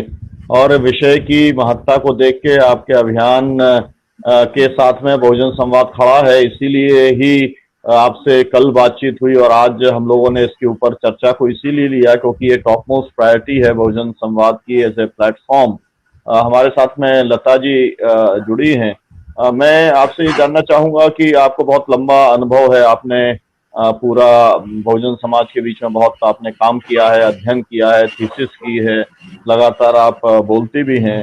तो आपका ये जो अभियान अभी जो ये इन्होंने जो बताया है, उस तरीके का अभियान तो महाराष्ट्र के अंदर बहुत सारे चले हैं। मतलब अंतर जाति विवाह का मामला, मैं अकेला राष्ट्र सेवा दल जैसा संगठन को मैं जानता हूं, जिस संगठन के अंदर हजारों की संख्या में कार्यकर्ताओं ने जो है वो अंतर जाति विवाह और अंतर धार्मिक विवाह करने का काम किया। वो अकेला वो तो है ही है। इस तरीके के और भी जो है वो आपका पास में ज्यादा अध्ययन होगा, तो आप अगर उसके बारे में जानकारी आप अगर दें कि महाराष्ट्र में या दक्षिण भारत में या कहीं पर और भी इस तरीके के इनिशिएटिव हुए हों और वो कुछ सफल हुए हों, जाति को तोड़ने में, जाति को ढीला करने के अंदर, या ये जो विकृति है इसको कम करने में कहीं सफलता जो दिखलाई पड़ी हो, ऐसी आई हो आपके नजर में, आपकी जानकारी में, आपके अध्ययन में, तो आप उसको जरूर शेयर करिए लता जी। धन्यवाद डॉक्टर सुनीलम जी। आज मैं बहुजन संवाद में देर से जुड़ी, थोड़ी तबीयत ठीक न होने के कारण, लेकिन मैंने बातचीत सुनी, कमल किशोर जी को भी सुना, संजय जी को भी सुना। पहले वक्ता जो थी उनको मैं नहीं सुन पाई, लेकिन बात बहुत ही महत्वपूर्ण और गंभीर है। और गंभीर इसलिए है कि महात्मा फुले जबकि 1848 में स्कूल खोलते हैं, उनके साथ सावित्रीबाई फुले के साथ फातिमा शेख जुड़ती है। फातिमा शेख हमारे देश की सावित्रीबाई के साथ साथ पहली बहुजन मुस्लिम शिक्षिका है, और सावित्रीबाई पहली बहुजन भी और पूरे भारत की पहली शिक्षिका है।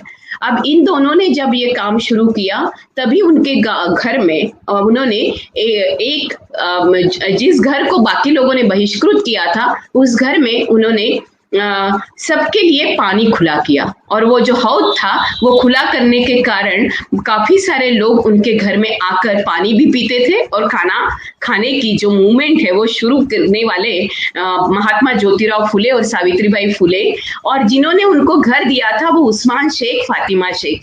यानी हमारे यहाँ की जो मिसाल है वो मिसाल ही ये है कि पूरे भारत में अगर इस तरीके की मिसालें शुरुआत होती है 19वीं सदी में, तो आज 19वीं सदी के बाद 200 साल बाद इस तरीके की स्थिति क्यों?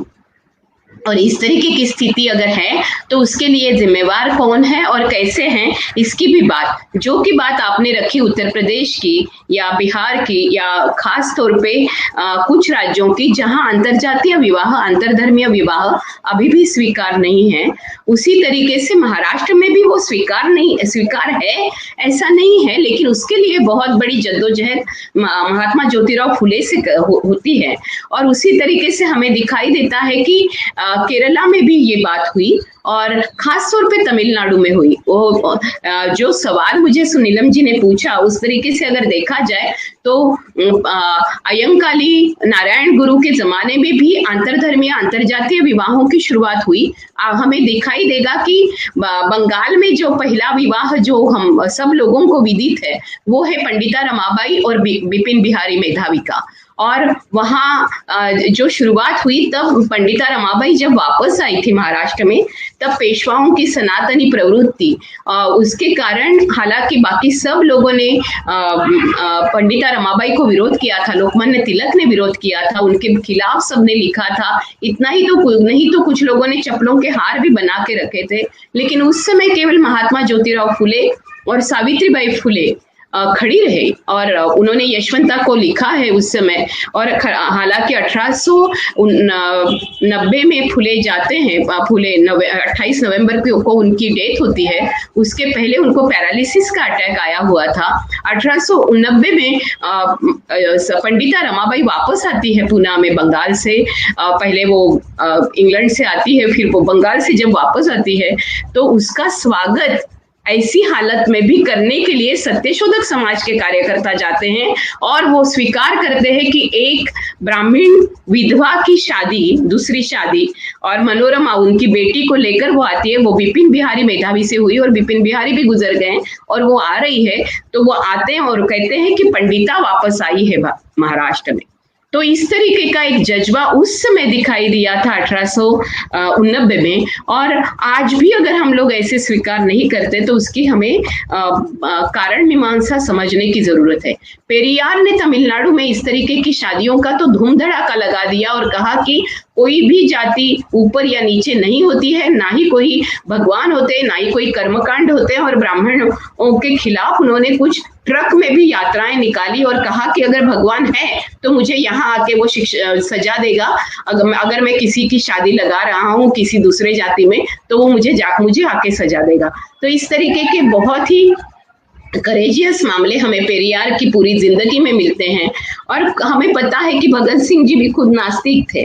अब मजेदार बात यह है कि संजय कनौजिया जी और कमल जी जो बोल रहे हैं, हमारी पूरी हिंदी फिल्म सृष्टि जो है और हिंदी फिल्म की कहानियां है वो सारी अंतरजातीय अंतरधर्मीय विवाहों पर आधारित है।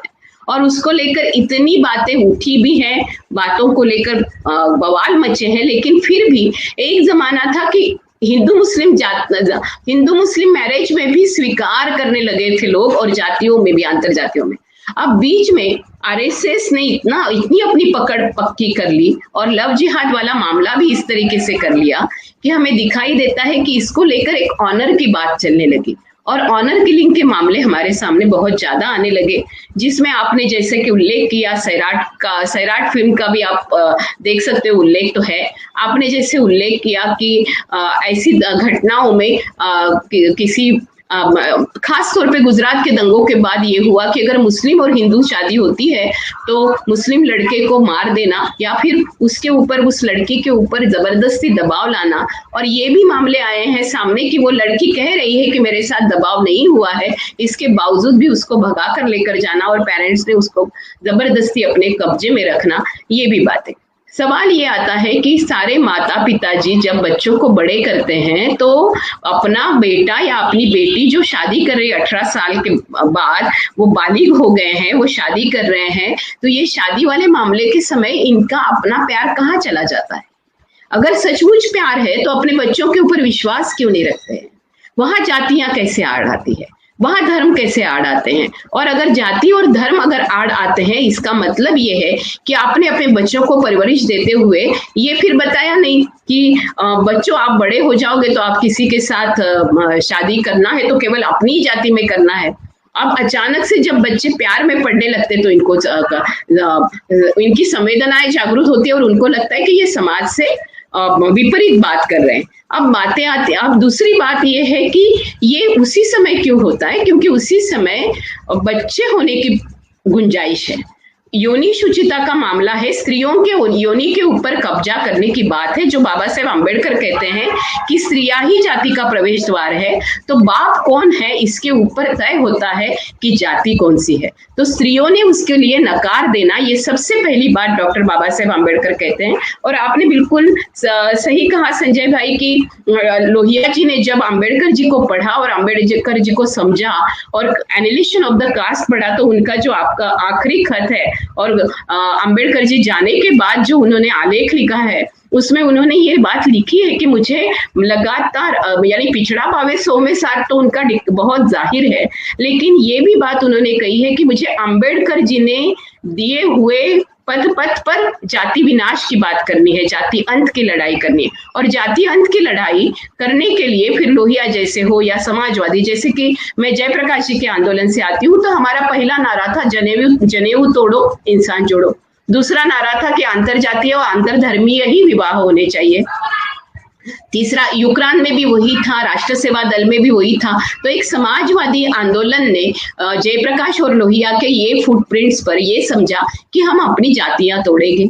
अब जातियों के मसले जो है, जो आपने कहे, वो बात तो हर एक के समय आती इसलिए है कि जब आप अंतरजातीय विवाह करते हो तो ये बिल्कुल जाहिर है कि ऊंची जाति के लोग निचले जाति के लोगों को स्वीकार करेंगे नहीं, और उसके लिए बहुत जद्दोजहद करनी पड़ती है। तब तो बिल्कुल एज छोटा होता है, तब पता नहीं चलता है कि उनके साथ कैसे किया जाए। लेकिन आज हम कह सकते हैं, आज आपकी ऑर्गेनाइजेशन, आज बहुजन संवाद जैसे संगठन ये इस बात को लेकर काउंसलिंग भी कर सकते हैं और बता सकते हैं कि अगर आप अंतरजातीय अंतरधर्मीय विवाह कर रहे हैं तो आपको रुतबा, आपकी डिग्निटी, आपका सम्मान, आपको सारी चीजें वैसे ही मिल सकती है जो मिलनी चाहिए, जो बाकी अन्य विवाहों में भी मिलनी।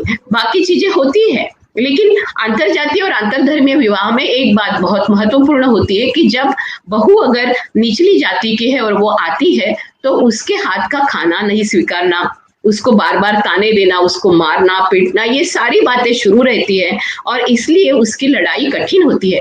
तब अंतरजातीय विवाह करने वाले दंपत्ति दोनों को ये बिल्कुल एक दूसरे को भरोसा देना चाहिए कि हम एक दूसरे के लिए है, और ये बातें अगर नहीं होगी और बच्चों को इस तरीके की परवरिश नहीं होगी तो मुश्किल होगी। लेकिन हमने, सुनीलम जी आपको याद होगा, हमने इस तरीके का लव जिहाद को लेकर जो कार्यक्रम किया तो बहुत सारे ऐसे दंपत्ति के बच्चे आए थे और उन्होंने खुले आम बहुत आत्मविश्वास के तौर पे और बहुत गरिमा के तौर पे कहा था कि हम अंतरजातीय अंतरधर्मीय विवाह के बच्चे हैं, जिसमें मैं नाम भी ले लूं कि एडवोकेट लारा जसानी थी, जिसमें राही श्रुति गणेश थी, जिसमें मनस्विनी लता रविंद्र थी। तो ये सब ने कहा था कि हम अंतरजातीय अंतरधर्मीय शादियों के बच्चे हैं। भले ही शादियां कोई ऊपर से चढ़कर नहीं आती, वो शादियां हो सकता है कि अंतरजातीय इसमें भी तकरारें हो और वो शादियां भी टूटे, लेकिन ये विषय बहुत गंभीर है और अंतरजातीय अंतरधर्मीय विवाह ही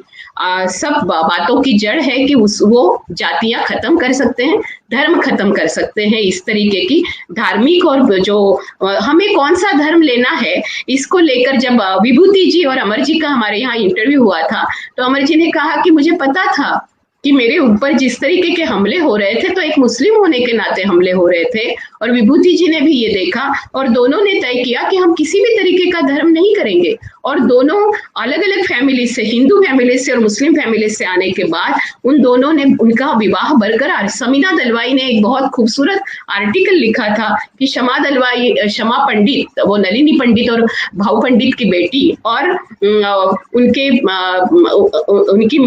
उनकी माँ नलिनी ताई थी और भाऊ दोनों पंडित थे। और हुसैन दलवाई के साथ हामिद दलवाई के भाई जो है मुस्लिम सत्यशोधक समाज की जिन्होंने स्थापना की, और हुसैन दलवाई आप सबको मालूम है कि वो पार्लियामेंट मेंबर भी रह चुके हैं। और तो जब उनके साथ शादी की तब तो कोई नहीं थे हुसैन दलवाई, लेकिन हुसैन दलवाई के साथ शादी करने के लिए जब न्योता दिया गया, पूरे समाजवादी परिवार ने, कोकण में पूरे समाजवादी परिवार ने ये कहा कि इस शादी का खर्चा हम उठाएंगे, और ये बात हुई। तो इस तरीके के मसले भी है जो हमने पॉजिटिव मसले जब लोगों के सामने रखेंगे, हम लोगों को बताएंगे। और आज समीना कहती है कि मुझे बहुत फक्र है, मुझे कोई जाति नहीं, कोई धर्म नहीं, और हमारे घर में सबसे ज्यादा समझ है कि हमने मुसलमानों को अगर देखा जाए तो जिस तरीके के विवाद प्रवाद खड़े किए जाते हैं, तो मैं बता सकती हूँ खुद की हमारा किस तरीके का होता है मुसलमान परिवार। इसको लेकर समीना दलवाई ने इंग्लिश में भी लिखा है, हिंदी में लिखा है, मराठी में भी लिखा है। तो मुझे लगता है कि ऐसे बहुत से मसले हम लोगों को सामने लाने पड़ेंगे। अरुंधति रॉय की माँ जो मेरी रॉय है, उनकी शादी, तो ऐसे बहुत पॉजिटिव मसले हम लोगों को सामने लाने पड़ेंगे जिसको लेकर हम बात कर सकते हैं समाज में और बता सकते हैं कि ऐसी शादियां हुई है। और तमिलनाडु में, तेलंगाना में तो इसकी एक बहुत अलग अलग मिसालें हैं। साउथ में तो बहुत ऐसी शादियां हुई और लोगों को कॉमन लगते हैं ऐसे परिवार, और ये ऐसे परिवार कॉमन लगने की बात जब शुरू होगी तो मुझे लगता है कि बेटी व्यवहार हो जाए तो फिर रोटी व्यवहार के लिए देर ही नहीं लगेगी।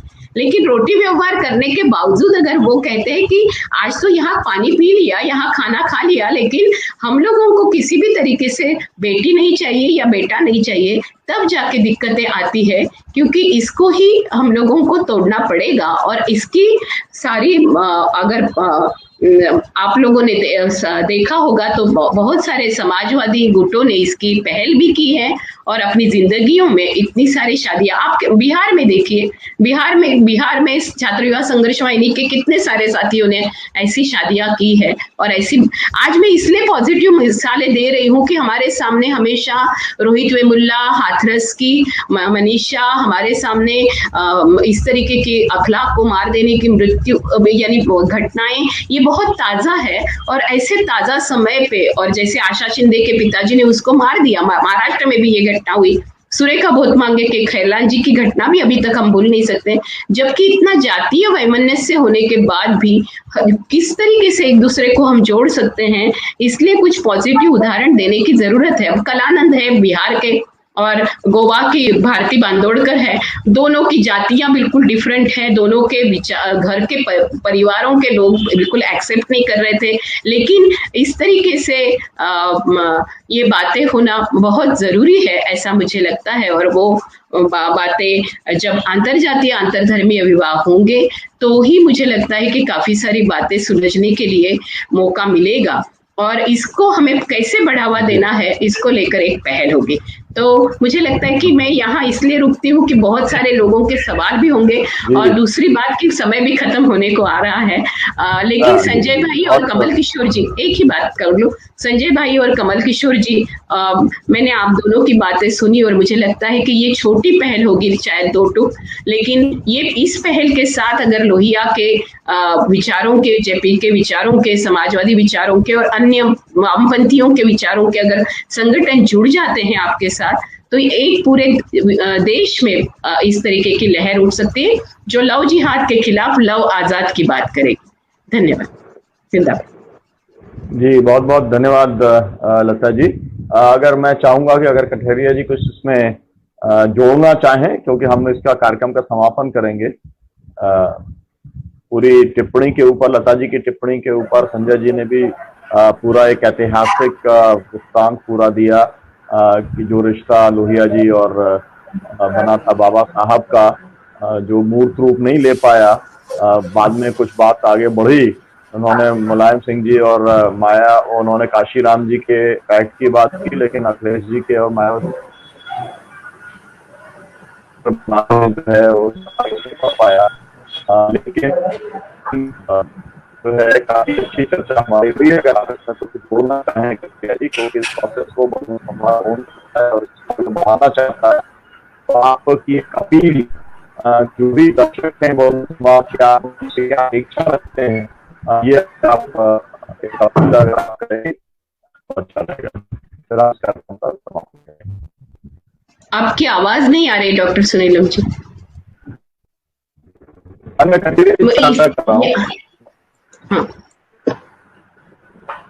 कमल किशोर जी आप बात रखिए ना, आपका माइक शुरू कर दीजिए। हाँ अब आ रही है जी, आ रही। अच्छा हाँ जी, मैं इसमें जो लता जी ने जो बात रखी है वो मैं इसमें एक चीज कहना चाहता हूँ कि देखिए, इसमें कोई शक नहीं कि अंतरजातीय अंतरधर्मी विवाह पहले से होते रहे हैं। मेरे खुद जान पहचान में यूपी में भी मेरे ही कुछ ऐसे परिचित हैं कि जिन्होंने अंतरजातीय विवाह किया। इवन अंतरजातीय में भी मतलब एकदम ऊपर से नीचे से ऊपर वाले थे कि एससी लड़का है और ब्राह्मण लड़की है, और वो शादी उनके बच्चे हो गए, अब तो दूसरी पीढ़ी चल रही है। लेकिन ये विवाह जो है, चाहे पहले हुए हैं या आज हुए हैं, हो रहे हैं, ये सारे विवाह जो है प्रेम विवाह हैं।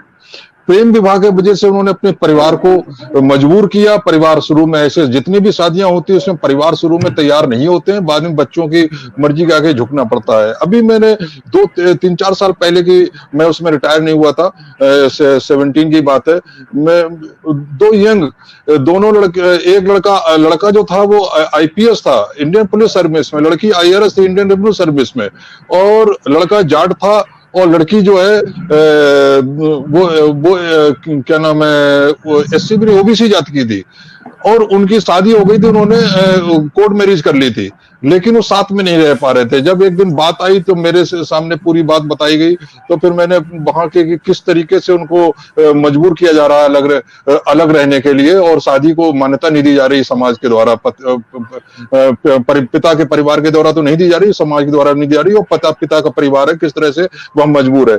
तो वहां पर फिर मैंने इंटरफेयर भी किया, हमारे कुछ जाट समाज के एडवोकेट हैं, उन लोगों से बात करी, और धीमे धीमे खैर वो मामला सुलझ गया, लेकिन बहुत उसमें मुश्किलात आए। तो ये स्थिति आज भी है प्रेम विवाह में भी।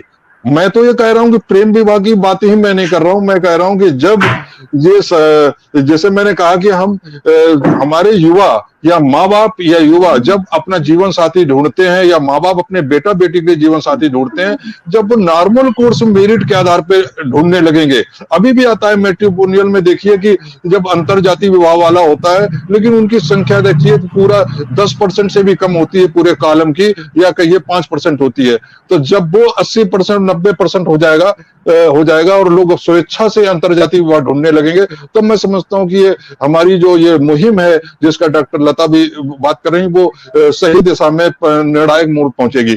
और जब दूसरी बात कि जो डॉक्टर अंबेडकर ने अंतरजातीय विवाह की बात कही है, डॉक्टर लोहिया ने कही, डॉक्टर लोहिया ने उसमें स्पष्ट रूप से कहा था कि अंतरजातीय विवाह हो, एक तो उन्होंने भी कहा कि स्वेच्छा से होना चाहिए, ये प्रेम विवाह नहीं। मतलब ये नहीं कि लड़का लड़की पहले से जानते हैं इसलिए पिता के सामने माँ के सामने खड़े हो गए, नहीं हमें तो इसी लड़की से करनी है या मुझे इसी लड़के से करनी है। स्वेच्छा से शादी करें, और स्वेच्छा से शादी करें, वो भी सवर्ण समाज का लड़का ब्राह्मण बनिया से कर ले, बनिया ब्राह्मण से कर ले, ठाकुर से कर ले, इससे काम चलने वाला नहीं है। जब तक जो जाति व्यवस्था है उसकी सीढ़ी में जितना नीचे से ऊपर तक अंतरजातीय विवाह नहीं होगा, ये डॉक्टर लोहिया ने कहा है, तब तक कोई फायदा नहीं होगा। उन्होंने कहा कि शूद्र की शादी जो है सवर्ण समाज में हो, सवर्ण समाज की लड़की शूद्र में जाए, उसका स्वागत होना चाहिए, उसको बढ़ावा देना चाहिए। तीसरी बात मैं ये कहूंगा कि आज जो माहौल है, पहले निश्चित रूप से इस तरह के विवाह होते थे, उसमें इतना प्रॉब्लम नहीं आता था। जैसे डॉक्टर लता ने बोला कि कईयों के बच्चे भी बड़े हो गए, बड़े आराम से कहते हैं। लेकिन आज अब प्रॉब्लम ये हो रही है कि आज जो धार्मिक सोच को बढ़ावा दिया जा रहा है, दोनों तरह की सोच को बढ़ावा दिया जा रहा है, वहीं जातीय सोच को भी बहुत बढ़ावा दिया जा रहा है। आज जातियों के बीच में अगर बैकवर्ड जातियां हैं, वो एक दूसरे के में शादी कर लेती है, तब जो है फतवे जारी हो जाते हैं, उनका गला काट दिया जाता है उसको ऑनर किलिंग के नाम पर। पहले ये कहाँ होता था? पहले शादी हो जाती थी, घर से लड़की के परिवार वाले अगर उच्च जाति के हैं तो वो उसका संबंध खत्म कर देते थे। 10, 15, 5 साल 10 साल जो नाराज रहे, बाद में धीमे धीमे वो भी संबंध शुरू कर देते थे। लेकिन आज ऑनर किलिंग की बातें पहले नहीं थी, वो आज बहुत हो रही है। उसके लिए निश्चित रूप से हिंदुत्ववादी व्यवस्था जिम्मेदार है, जिनका फायदा इसी में है कि जितनी समाज में जाति सोच होगी, जितनी समाज में धार्मिक सोच होगी, उतना ही उनको फायदा है। जब धार्मिक सोच होगी तो सब वो जो है हिंदू मुस्लिम का मामला होगा, और जितनी ज्यादा जाति सोच होगी तो वो हिंदू जातियां आपस में इकट्ठा नहीं हो पाएंगी, और उनको आराम से इलेक्शन का टाइम हिंदू बना लिया जाएगा। और जो हम लोग जो ये मुहिम शुरू किए हैं, हमारा मुहिम जो है इसमें खाली अंतरजाति विवाह को लेकर ही नहीं है। हमारा ये कहना है कि जो हम लड़ाई लड़ते हैं बहुजन समाज के अधिकारों के लिए, तो वो जो है जब हम अंतरजाति विवाह, तो बाद की बात है, पहले भाईचारा तो पैदा हो। जैसे डॉक्टर लता ने बोला कि रोटी खा लिया लेकिन हम इसके घर की बेटी नहीं लेंगे, तो ये तो वास्तविकता है, समाज में हो रहा है। लेकिन रोटी खाना के नाटक हो गया फिर तो। लेकिन ये नाटक जो है ऊंची जातियों नीची जाति में होता है, वो तो एक अलग बात है। हमारी पीड़ा तो है कि जो एससी जातियां हैं वो आपस में भी इतनी ज्यादा बटी हुई हैं कि एक दूसरे की बेटियां जो है नॉर्मल वे में लेना पसंद नहीं करती हैं। जब मजबूरी हो जाती है कि या तो प्रेम विवाह हो गया, वो तो एक अलग बात है, या मजबूरी हो जाती है कि लड़की जो है 30 साल की होने लगी है, इंटरकास्ट मैरिज करनी पड़ेगी, तब वो कहते हैं कि चलो भाई हम दूसरी जाति में शादी करने को तैयार हो, लेकिन भाई वो लड़का बताना, वैसे कोशिश करना एससी का ही हो, एससी का होगा तो ठीक है।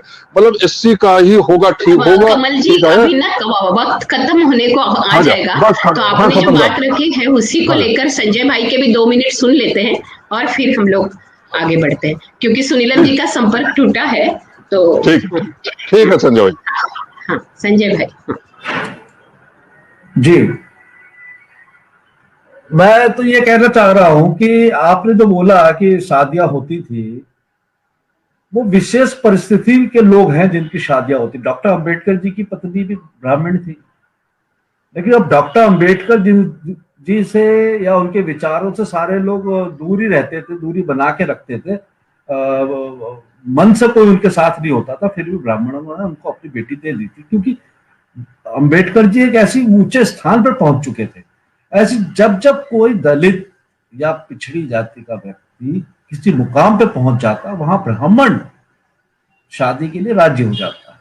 परंतु आप आम जनता में देखिए, आम जो सिस्टम है उसके अंदर वो चीजें नहीं है, आज भी नहीं है।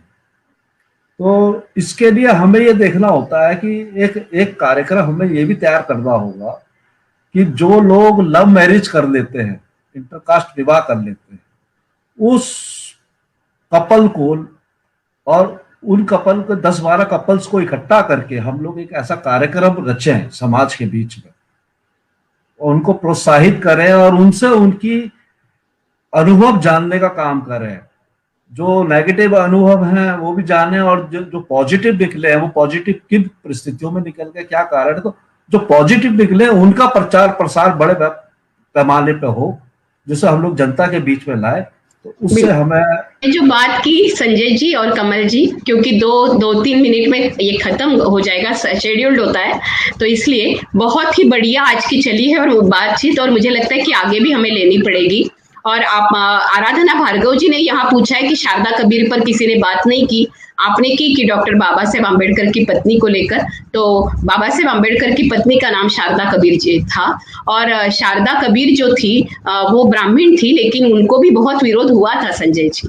ऐसा नहीं कि उनके घर ने उनको स्वीकार कर लिया कि बाबा साहेब ऊंचे पद पर है इसलिए स्वीकार कर लिया, ऐसा नहीं हुआ था।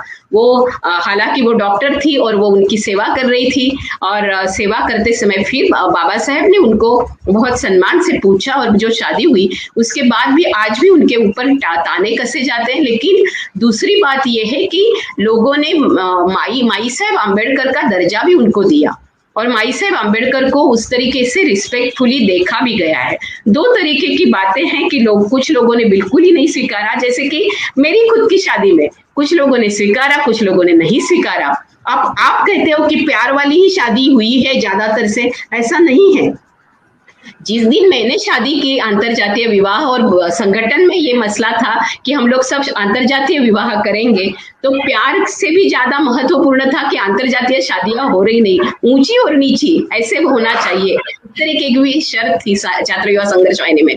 मेरे शादी के बाद मेरे घर में, मेरे रिश्तेदारों में इतनी शादियां हुई कि सारे जाति धर्म के लोग हमारे घर में हैं, और वो प्यार वाली शादियां नहीं है, अरेंज शादियां है। तो घर में पहल करनी पड़ती है। घर में अगर पहल हो और घर में पहल करने के बाद उसको लेकर कभी बात ये ना निकले कि एक हो गई अंतरजातीय शादी, अभी अपनी जातियों के ही लोग लाओ, अभी बस हो गया, ऐसा अगर मामला हो जाता है तो वो घर जो है वो दकियानुसी घर है। उस घर का विस्तार, जैसे कि प्रशांत सोनवणे जी यहाँ कहते हैं, फुले कहते हैं, उनके बारे में उन्होंने लिखा है कि फुले कैसे कहते थे, ख्रिस्त मोहम्मद मांग ब्राह्मणासी धरावे परिहृदयासी। तो एक ही घर में ख्रिस्त हो, मुस्लिम हो, ब्राह्मीण हो, मांग हो, महार हो, ऐसा एक पूरे फैमिली बनना चाहिए। वो 1873 में लिखे हुए अखंडों में कहते हैं। तो क्या अभी ऐसे नहीं हो सकता है? तो मेरे घर की तो एक मिसाल इस तरीके से मैं दे सकती हूँ।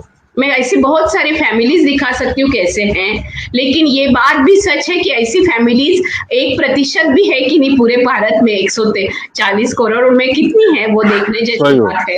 हाँ, और फिर इसलिए ये बहुत बड़ा काम आप लोगों ने दोनों ने भी हाथ में लिया है। मैं सुगावा मित्र मंडल जी अभी विलास वाग गुजरे हैं, सुगावा प्रकाशन के प्रमुख, और विलास वाग और उषा वाग ने ये पहल करते हुए ऐसी शादियों को उत्तेजन दिया।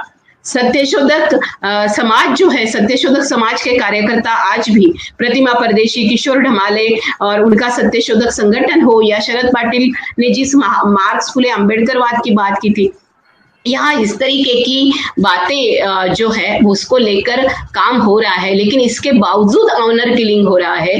जातियों को बिल्कुल मिटाने का काम स्कूल से ही शुरू हो सकता है। स्कूल में इस तरीके की खाने पीने की बातें होनी चाहिए, कॉलेज में होनी चाहिए, एक दूसरे के साथ ही बैठना उठना होना चाहिए। हमारी बेटियां बेटे सब एक दूसरे के साथ खेलते हुए ही नहीं केवल मिलने चाहिए, तो हम एक दूसरे के साथ लगातार मिलते रहना चाहिए, जहां खाने पीने की बात बिल्कुल ही कभी बात ही नहीं आए सामने, क्योंकि इतने एक दूसरे के साथ मिलना बहुत जरूरी है। लेकिन इस देश में इस तरीके की दरारें हो, इस तरीके की जातियां और धर्म के बीच में फासले हो, ये बहुत ही ज्यादा पैमाने पर चल रहा है। आज जिन लोगों ने अंतरजातीय और अंतरधर्मीय विवाह किए हैं और प्यार किया, तो इतना आसान नहीं है इस देश में। ये मधुबाला के गाने से लेकर अभी तक भी बात ये है कि कोई स्वीकार नहीं करता है। मीना कुमारी के प्यार को किसी ने स्वीकार नहीं किया, कमाल अमरोही से ही उसको शादी करनी। ये सारी बातें हम लोगों को पता है कि हमारे देश में हुई है, जबरदस्ती भी हुई है और जबरन शादियां भी हुई है। इसके बावजूद भी जिन्होंने अंतरजातीय अंतरधर्मीय शादियों के लिए खुद को तैयार किया, बहुत सारे संघर्ष झेले, उन सारे लोगों को हम सलाम भी करते हैं, उनके जद्दो।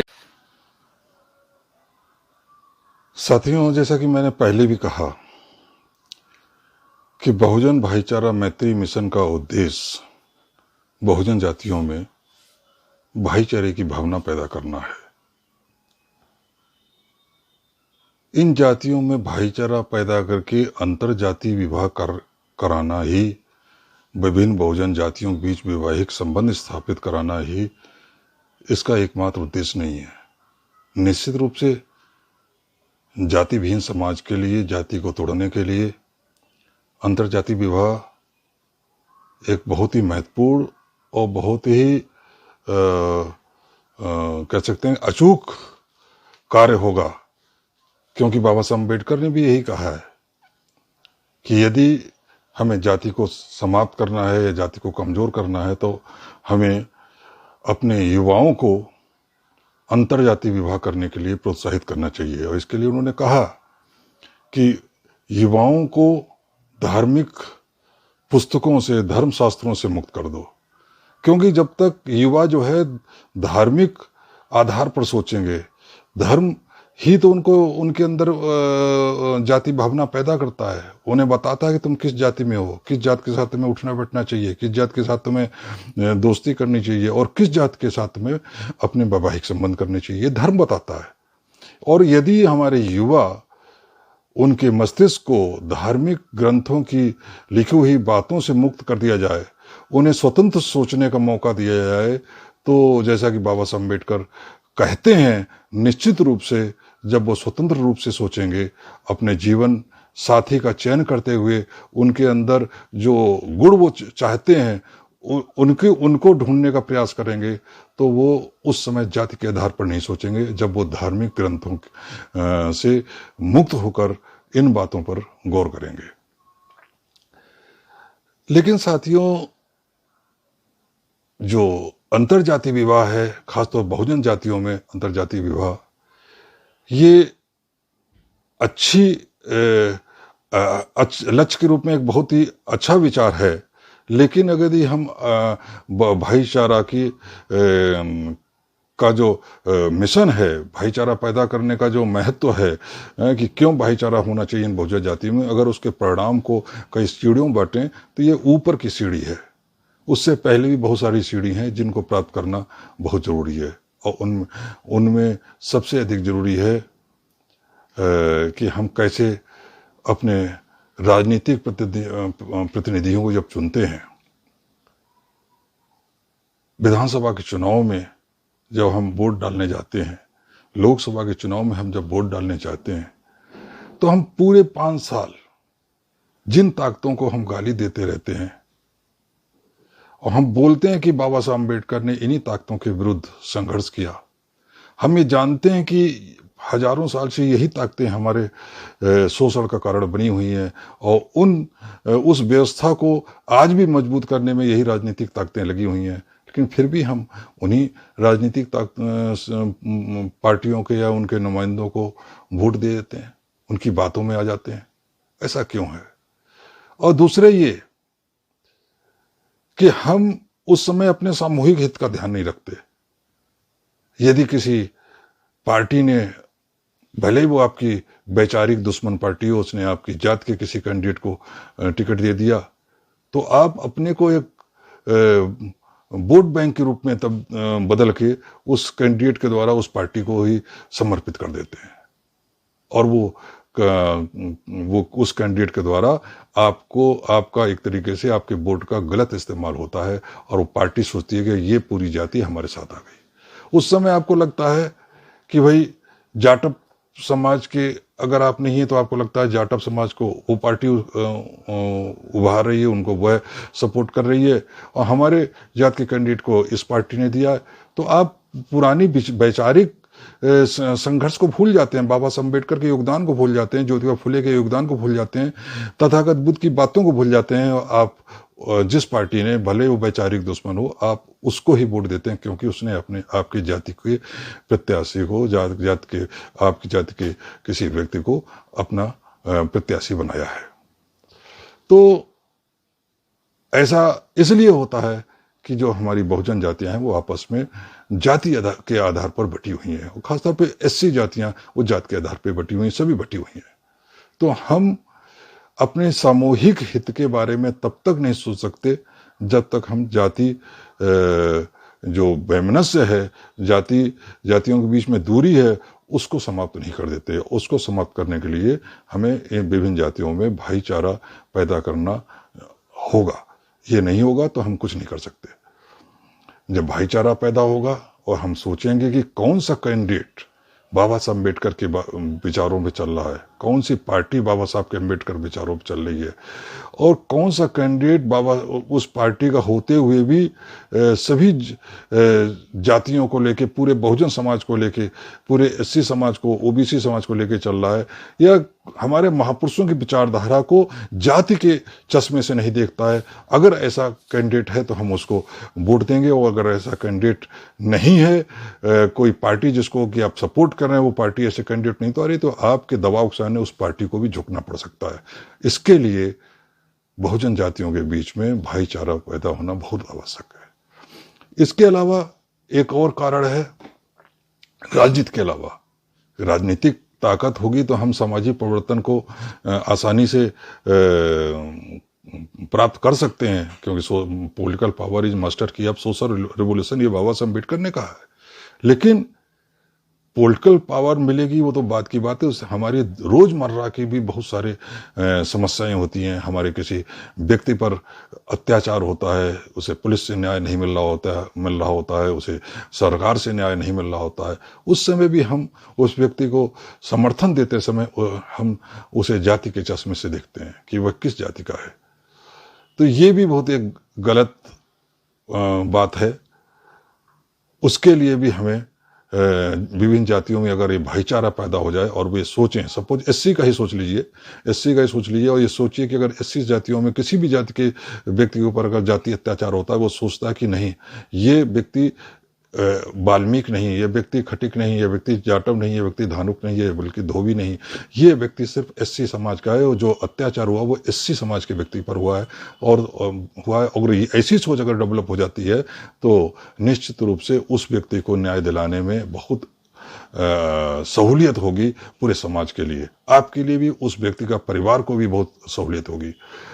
इसी प्रकार से हमारे पास सामने बहुत सारे और भी मुद्दे आते हैं, चाहे आरक्षण का मुद्दा हो, चाहे शिक्षा का मुद्दा हो, ये बहुत सारे मुद्दे आते हैं रोजमर्रा के।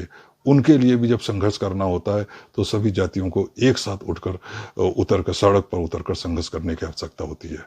2 अप्रैल की अगर घटना को देखें तो वही एक मात्र घटना ऐसी हुई है जो पिछले 2 साल पहले 2019 में 2 अप्रैल के दिन हुई थी, जब SC/ST एक्ट को जब समाप्त किया जा रहा था, उसके विरोध में पूरा SC समाज सड़क पर उतर आया था बिना किसी नेतृत्व के, क्योंकि उसे लगा कि इस चीज का विरोध हमें सबको एक साथ करना चाहिए। यही भावना हर समय होनी चाहिए सभी जातियों में कि अगर आपके हक अधिकार के ऊपर कोई हमला होता है तो आप उसका सामूहिक रूप से विरोध करें।